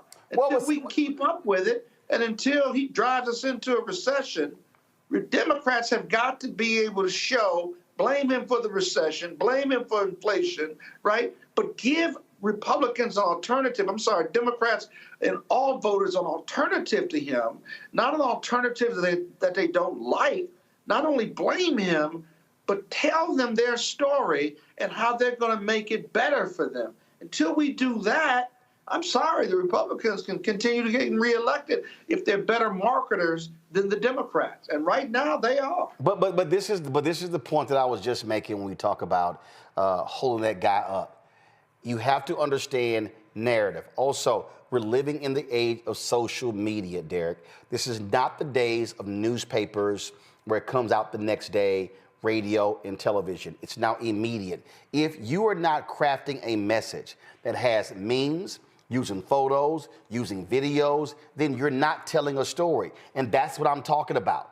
That's why I'm saying I would make Sean Donahue the face of no talent, no merit, and I would say, oh, you dumbasses want to attack DEI, but y'all voted for this fool. I would embarrass them. I would beat his ass across the head every single day and say, this is one of the most unqualified people that have ever come before us, and you fools just voted for him. But they are too nice about it. Go ahead. Yeah. Yeah, again, Roland, you're absolutely spot on, and I agree with Scott and Mustafa. You know, the only 2 points I would add, Roland, to the point about social media and pushing that narrative is that we'll be telling the truth. See, that's the difference between Don the Con. Every time I get on media, I call him Don the Con. I do not call him a great marketer. He is not a marketer. I'm in marketing. That's what I do. You know, for like a living. Scaramucci. I know Scott's got to go, but I'm gonna show this here. Scaramucci, hold up, I gotta do it. No, don't go to it yet. I got no. Again, no, because literally I was sitting here, I was looking at these Twitter comments as he was talking, and I saw this. He's a perfect example that when you talk, because you said marketing, literally as you were talking. And I know this is Anthony Scaramucci, and we know he was a Trump supporter in the first time. But this, we talk about marketing. Matter of fact, here to go. Hey, Keenan, do me a favor. Put this on a T-shirt and put it on our site. MAGA chose between woke or broke. They chose broke. But I'm saying from a marketing standpoint, Scott, Derek, and Mustafa, that's what I'm talking about. Republicans talking bumper stickers. There you go. Oh, y'all didn't like woke, y'all like broke. Boom. Yeah. Scott, no, you got to go. All right, Kappa. Later. Oh, and Scott, thank you. I gave you money today, and you didn't mention money. No. See, Scott, right there. That's how arrogant your little ass is. See, I was just about to thank you for your, like literally, I'm about to thank you, but your little ego, you ain't thanked me publicly for my donation. I was literally just about to say, y'all, today, Scott. Come on, let's have it. Give it to me. I'm not going to do it till after you. No, I'm not going to do it till after you sign off. Thank you, Kappa man. No, I'm not going to do it till after you sign off. See, thank you for right there. Thank you for your support. Are you now giving? Thank you. Are you now? Are you now Marvin Sapp? You gonna lock the doors? Come on, one time. You now Marvin? You now your fellow Kappa Marvin Sapp? You gonna lock the doors? Can't hear you. I can't hear you, dog. Come on. Just thank you one time. I'm not going to do it after you sign off.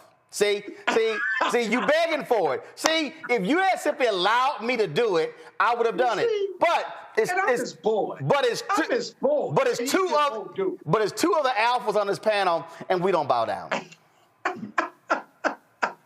All right, guys, one love. Where's my alpha sign? There you go. There it is. All right now. You've been wanting to do that your whole life, and guess what? Hey, go ahead and throw it up, Mustafa. Guess what? I'm telling you right now, Scott, and I'm posting that shit on social. You throwing an alpha sign, so I'm just letting you know it's gonna be a screen. It's gonna be a screenshot. Go ahead, Mustafa. Go ahead, Derek. It's gonna be a screenshot of Scott wishing he could wear the black and old gold. Okay. There you go. There you go. Now get on out of here. Thank you. I appreciate it, Scott. Thanks a lot. Derek, go ahead and make your point. Then I'm going to go do this last story. Go ahead. Yeah, we definitely have to do a better job on making sure we tie that social media piece, because not only we'll be able to frame the conversation and the narrative, but the algorithm, I mean, Roland, you constantly talk about that algorithm piece as well. And so every time I get on social media, I post things like hashtag, Don the Con, hashtag convicted felon, hashtag, 34 felonies. And that algorithm picks up. So every time I get on my Facebook and Twitter and other platforms, that algorithm continues to follow not only what I'm doing, but everybody that follows me. And so we got to frame that conversation. And the second and last point, Roland, is this. We have to do this now more than ever before, because that midterm will make or break us, because in 2030, we get a chance to redraw the congressional lines across the United States. And the last thing we need at the state level, we got a little mini Trumper, and he thinks he's going to be running for governor next year, and he has pushed all of Trump's agendas. And so we got to look at this thing twofold, both at the federal level and at the state level. Y'all, racist Marjorie Taylor Greene married a racist. We showed y'all the video. Roll the video, y'all. This is video of her racist ex-husband who was literally cussing out Muslim women who were just trying to play. Roll some of this. That's really good.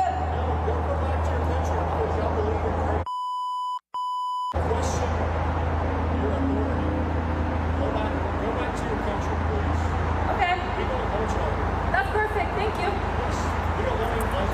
Okay. Thank you. No one brought anything to you, brother. I'm bringing it to you. I don't want your shit. Oh. Nobody really wants your shit here. Did we bother you personally, though? Yes. Okay, I'm sorry. You can. But see, like, y'all want to kill gays. Y'all want to do all kind of crazy. Where y'all from? What country? It doesn't matter where we're from. It does not, though. Why does it matter to you, then? It does, because you're worshiping a false god. No. Yes, it is. Are you Christian? Yes. All right, that's... Well, racist Perry Green decided to issue an apology speaking near a mosque. Here's the bigot.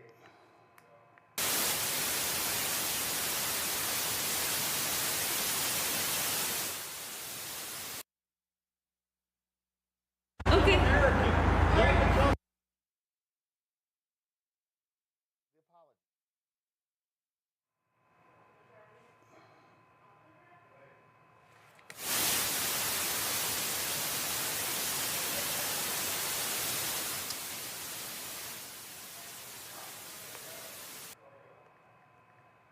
Did nobody check the audio?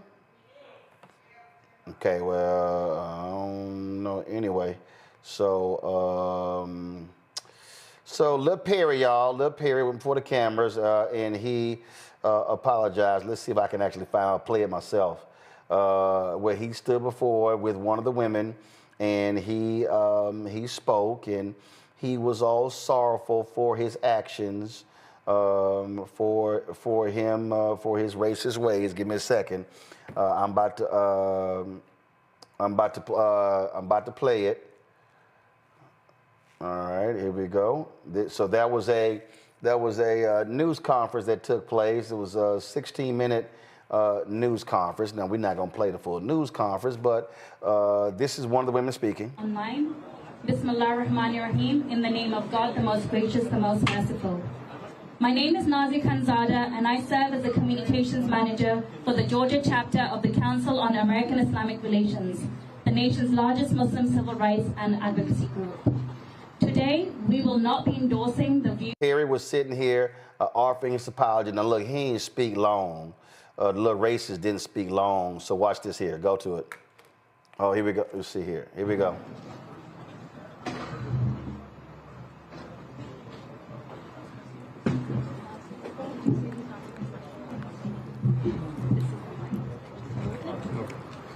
Hello, everyone.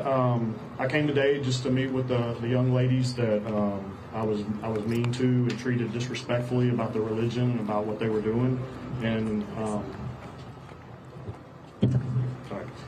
I just wanted them to know that I humbly apologize to them because nobody should be treated that way, and that's not the right way for us to treat anybody with any differences, and that's what we came to do, and hopefully they'll find it in their hearts to forgive me, and that, we shouldn't allow that in our society. So, but thank you, everyone.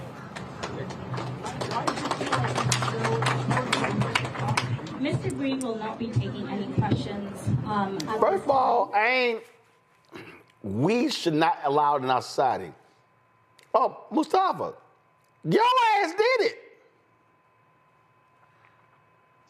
I mean, what are you going to say about these types of folks? I mean, it's the hate is so deep inside of them that they often don't even understand what they're doing, they understand what they're saying, but they don't even understand what God is actually all about. It's amazing. Religious hate crimes are up in the country. There are a couple of different studies out there that show that right now. We know that very few people often talk about Islamophobia, and we know that there are increases that have happened there. Of course, anti-Semitism, we know what's going on in that space. And, these individuals, they're so antiquated in the way that they think, that they continue to hold on to all this various type of hate. And unfortunately, when somebody sees somebody of his level because of who he used to be married to making these types of things, it makes others think that it's okay for them to do it as well. And then, of course, they hear this rhetoric, all the way up to the top. So we have to call it out where it is, and we've got to make sure that folks continue to push back. And there's a reason why we have hate crimes legislation. And, I hope that those sisters are not only safe, but I hope that they also give some consideration to other steps that they might want to take. The racist gonna racist. Listen, I watched that live when it took place here in Georgia.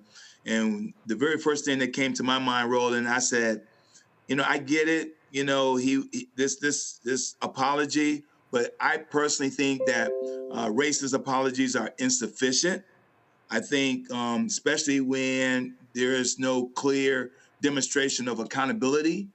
He didn't say that, hey, I'm going to spend 10, 20, 30 hours at the mosque.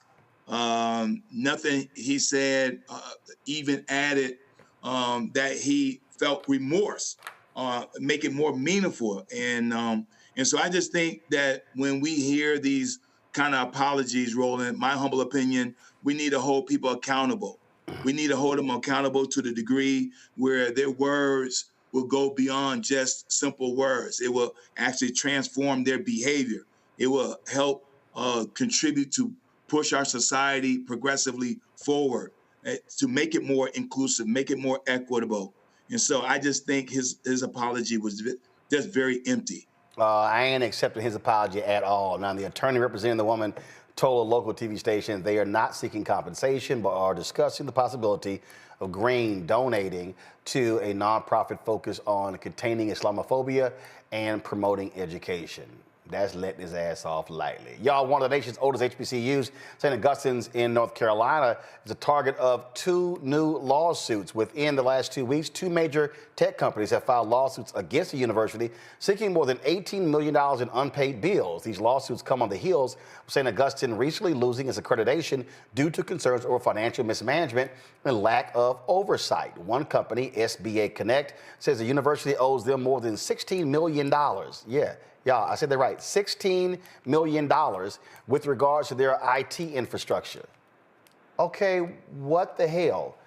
So when you look at the particular lawsuit, they lay out that they already had a contract, but then all of a sudden they decided to grab another person while they already have the contract. So this lawsuit actually kind of makes no sense.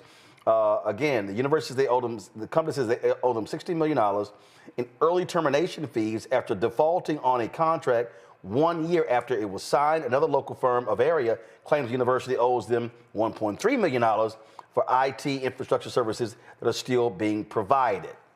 See, this is why we're going there on Friday to talk about it.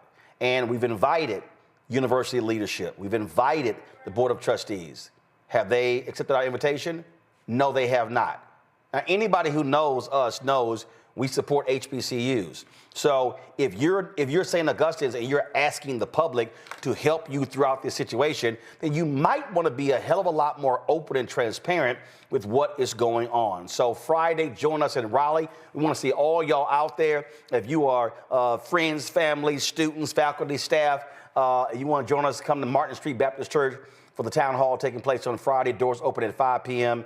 This really is about giving people at St. Augustine, alumni and others, giving them a voice to what is going on, because the people who are leading St. Augustine, its board chair, its board of trustees, and its administration, that's what they're not doing. So we're going to absolutely be there. So looking forward to that. All right, folks. Let me thank Derek. Let me thank Mustafa for being on today's panel. Scott joined us as well. Let me thank Scott for his donation as well. We're going to close the show out this way. Reverend Bishop William Barber was one of the many speakers who spoke in D.C. on Saturday at the protests that were taking place led by Indivisible. There were a lot of different speakers. There were some people who spoke too damn long. Hey, I got to go ahead and say this right now. Congressman Jamie Raskin, please, I need y'all to sit y'all ass down. Do y'all understand that Jamie Raskin, when he spoke on Saturday, spoke for 37 damn minutes? Let me be real clear. If you are speaking at a rally and they got like 50 other speakers, didn't nobody ask you to give a sermon? Did nobody ask for no keynote address?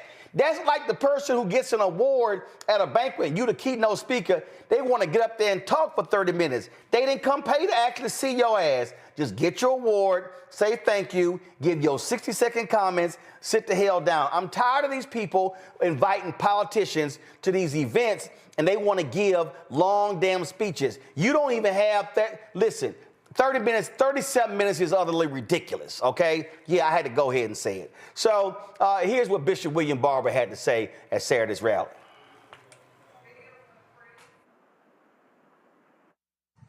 57 years ago, on April the 3rd, Reverend Dr. King said the night before he died, nothing would be more tragic than for us to turn back now. God help us not to turn back from the vision of our Constitution, that is to establish justice, to promote the general welfare, to provide for the common defense, and to ensure domestic tranquility. When Trump and Musk and Johnson and their minions are signing unconstitutional executive orders, unconstitutionally firing people, trying to pass an unjust budget, and wrongfully raising tariffs that will not only hurt Wall Street, but back street and side streets and side roads. When they are doing this, we must say every day, we will stand up in truth and raise our voices and votes and declare, take your hands off of our democracy. Their foolish budget plans could remove 36 million people from health care and millions of poor and low-wage children from school lunch and refuse to raise the living wage for 14 million low-wage working American people from $7.25 to $17 an hour. We must pray for God to give the courage to stand and say, take your hands off Medicaid. Take your hands off Take your hands off our voting rights. Take your hand off our living wages. Take your hand off our public education. Take your hands off of our lives. When greedy technocrats with a supremacy philosophy want to rule the country, we with moral vigor and righteous indignation must stand up and say no. We cannot be at ease in America. History is pushing us, the present is demanding us, and the future is calling us. I said in 2018 that every age must have a movement of people that will build a moral fusion mass movement that stands together. Because issues before us are not about left versus right or Republican versus Democrat, but about right versus wrong and justice versus injustice. And with the help of the divine, we must unite more and more, declaring that we are black, we are white, we are Latino, we are Asian, we are Native, we are young, we are old, we are North, we are South, we are East, we are West, we are gay, we are straight, we are trans, we are America, and we ain't going nowhere.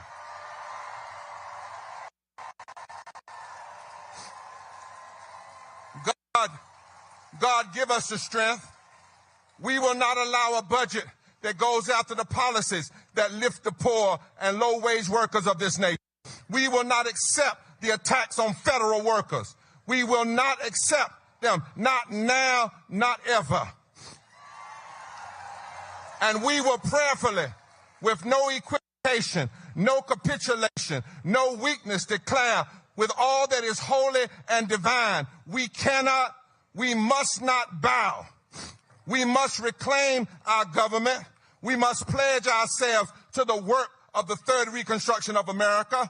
We must lift every voice and sing together. We must lead with love and repent of the apathy that has too often slipped in. We cannot bow. Finally, they are afraid of you. Trump and Musk, who want to be dictators and want to be kings and lords, they are afraid of the power of love and truth and justice. They are afraid of your unity and your diversity. Well, let's keep them afraid until they change. My friends, this is way bigger than just a party issue. This is an outright battle for civilization. And they all have your power to come together. And they are betting that we will be afraid of them. But this is the time that we must increase, intensify, and embolden our agitation for what is right. We must declare that the only way a wannabe king can be king is if we bow, but bowing down is not an option. Our needs aren't made for bowing. We are not going to bow to power-drunk, neo-fascist extremists. We only bow to God. And so we must stand tall.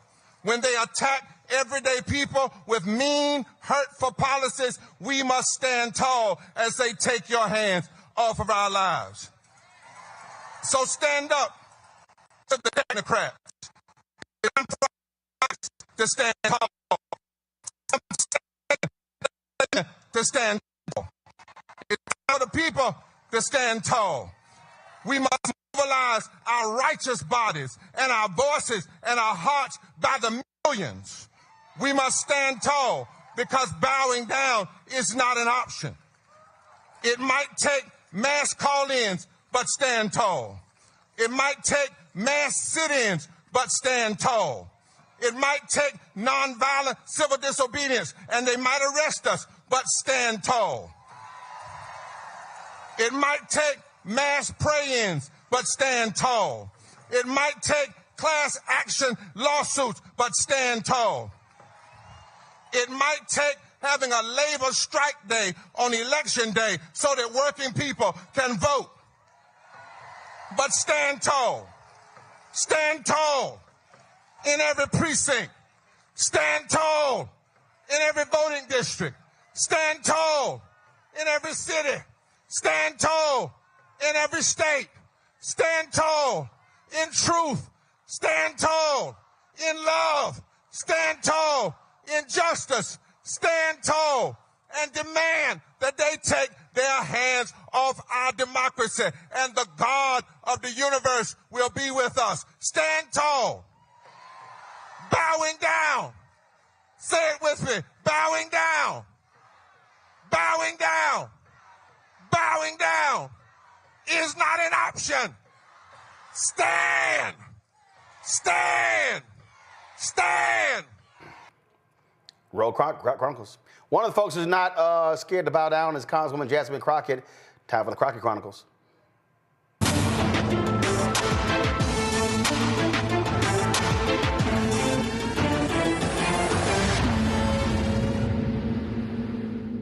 Well, they had a congressional hearing today, and trust me, Congresswoman Jasmine Crockett was not playing around when it comes to Donald Trump having his fat ass on a golf course every damn weekend.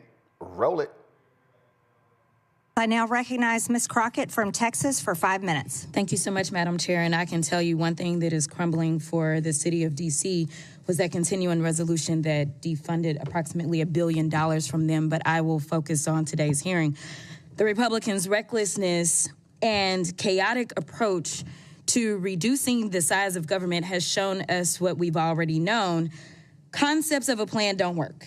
This is the committee's fourth hearing, and still no one from the so-called Department of Government Efficiency has testified before this committee about their plans to break the federal government, because as it turns out, breaking the federal government doesn't just hurt people you don't like. It's not just going to be Democrats who miss out on Medicaid, Medicare, and Social Security, or only Democratic veterans who will miss out on their VA benefits. Their approach will negatively impact all Americans. So it's unfortunate that Republicans have taken a seemingly bipartisan issue and included it as part of their scam to subsidize tax giveaway for billionaires. They haven't proposed anything that will improve the efficiency of the government. Instead, they have put the country on a path to a recession and implemented the largest tax increase on Americans in decades through Trump's tariffs. This hearing is their latest attempt to try to convince the American people that dismantling public-facing agencies will somehow improve government efficiency. Let me tell you, it won't. There's nothing efficient about terminating leases for IRS taxpayer assistance centers during tax season, nor dismantling farmers' support offices in rural communities while farmers are trying to survive Trump's tariffs. And just like their trade policy, there isn't any logic or strategy behind the Trump administration's reductions in force or accelerated disposal of federally owned property. It has been discussed that managing federal property has been on GAO's high-risk list for more than 2 decades. Currently, GAO has almost 60 recommendations that the administration could fully implement, but decided to ignore. And I'm going to veer off for 2 seconds because all I kept hearing was fire. Fire, fire, fire is what I heard. And as I heard fire, it seems like we are talking about an administration that has been hell-bent on firing government workers. They are hell-bent on engaging in fire sales of our government buildings. And while we are at it, they are lighting the Social Security on fire, Medicaid on fire, Medicare on fire, 401ks on fire, Department of Education on fire. And instead, what we need to light on fire are Trump's tariffs. In fact, we could probably go a little bit further and fire this incompetent administration. But if we are going to talk about efficiency and worry about some solar paneled whatevers, let's talk about the fact that as of March 30th, Trump's golfing has cost us approximately $26 million. And the last time I checked, we're not getting anything in return for that. So I will get back on my remarks, but I just wanted to point out that maybe we need to talk about the president and his golfing habits. In fact, he decided that he was going to golf as the markets were tanking. He decided he was going to golf instead of receiving 4 heroes who died serving this country. He has decided that he wanted to play games while the rest of us are really trying to make sure that we can serve the American people. So, Mr. Maroney, you were quoted in the New York Times article dated March 17th, stating that it is important for officials to have a plan to generate the most savings and that, quote, all of these moving parts point to the need for some deliberate planning. Did the administration consult with GAO regarding their plans to dispose of hundreds of federally owned buildings? No. In your testimony, you highlight that one of the core issues associated with managing federal property is the lack of reliable data to support decision-making. Is that correct? Yes. Would reducing GSA's workforce by 50% improve data gathering and analysis? I cannot say they're That's perfectly fine. We know that we need experts and not idiots, but Mr. Kendall, we will move on. In your written testimony, you state some of the actions of this administration suggest that the administration is not following a strategy designed to save taxpayer money and that the administration seems to ignore agency's mission integrity. Why do you think that? In the list You got of 20 seconds. in the list of projects, there were a couple score Social Security offices, IRS, taxpayer service offices, which those agencies, those end user agencies wanted, and yet the administration is canceling those leases. So it does imperil mission accomplishment. Thank you so much. Oh, you're back. She's right. $26 million for them to fly home every weekend. And last weekend, when those 4 soldiers, their bodies were returned to Dover, Donald Trump was playing in a golf tournament at his course. That's who that punk is. So that's what we're dealing with. We're dealing with a golfing fanatic who's in the Oval Office. And every time he flies, massive amounts of money being spent. It's costing taxpayers $3 to $4 million every single weekend. And he had the audacity to complain about President Biden. That's who he is. All right, folks, that is it for us. I certainly appreciate y'all watching today's show. Thank you so very much. If y'all want to support the work that we do, we don't get to have $3 to $4 million of government money coming our way like Donald Trump does, enriching himself. So your support is critical to our success. To join our Bring the Funk fan club, contribute via Cash App. Use the Stripe QR code. You can also use this for credit cards as well. If you're listening on blackstarnetwork.com. So again, if you want to contribute via Cash App, use this QR code. Just port your phone to it and make your contribution. Send your check and money order. Make it out to Roland Martin Unfiltered, please. Not Roland Martin, not Uncle Roro, not Black Star Network. Make it out to not even Unfiltered. Make it out to Roland Martin Unfiltered. P.O. Box 57196, Washington, D.C. 20037-0196. PayPal is paypal.me/rmartinunfiltered. Venmo is venmo.com/rmunfiltered. Zelle, Roland at rolandsmartin.com. Roland at rolandmartinunfiltered.com. Be sure to download the Black Star Network app. Apple phone, Android phone, Apple TV, Android TV, Roku, Amazon Fire TV, Xbox One, Samsung Smart TV. Be sure to, of course, get a copy of our book, White Fear, How the Browning of America is Making White Folks Lose Their Minds, available bookstores nationwide. Be sure to get your Roland Martin Unfiltered merchandise. We're going to have y'all that new one ready with that Scaramucci quote.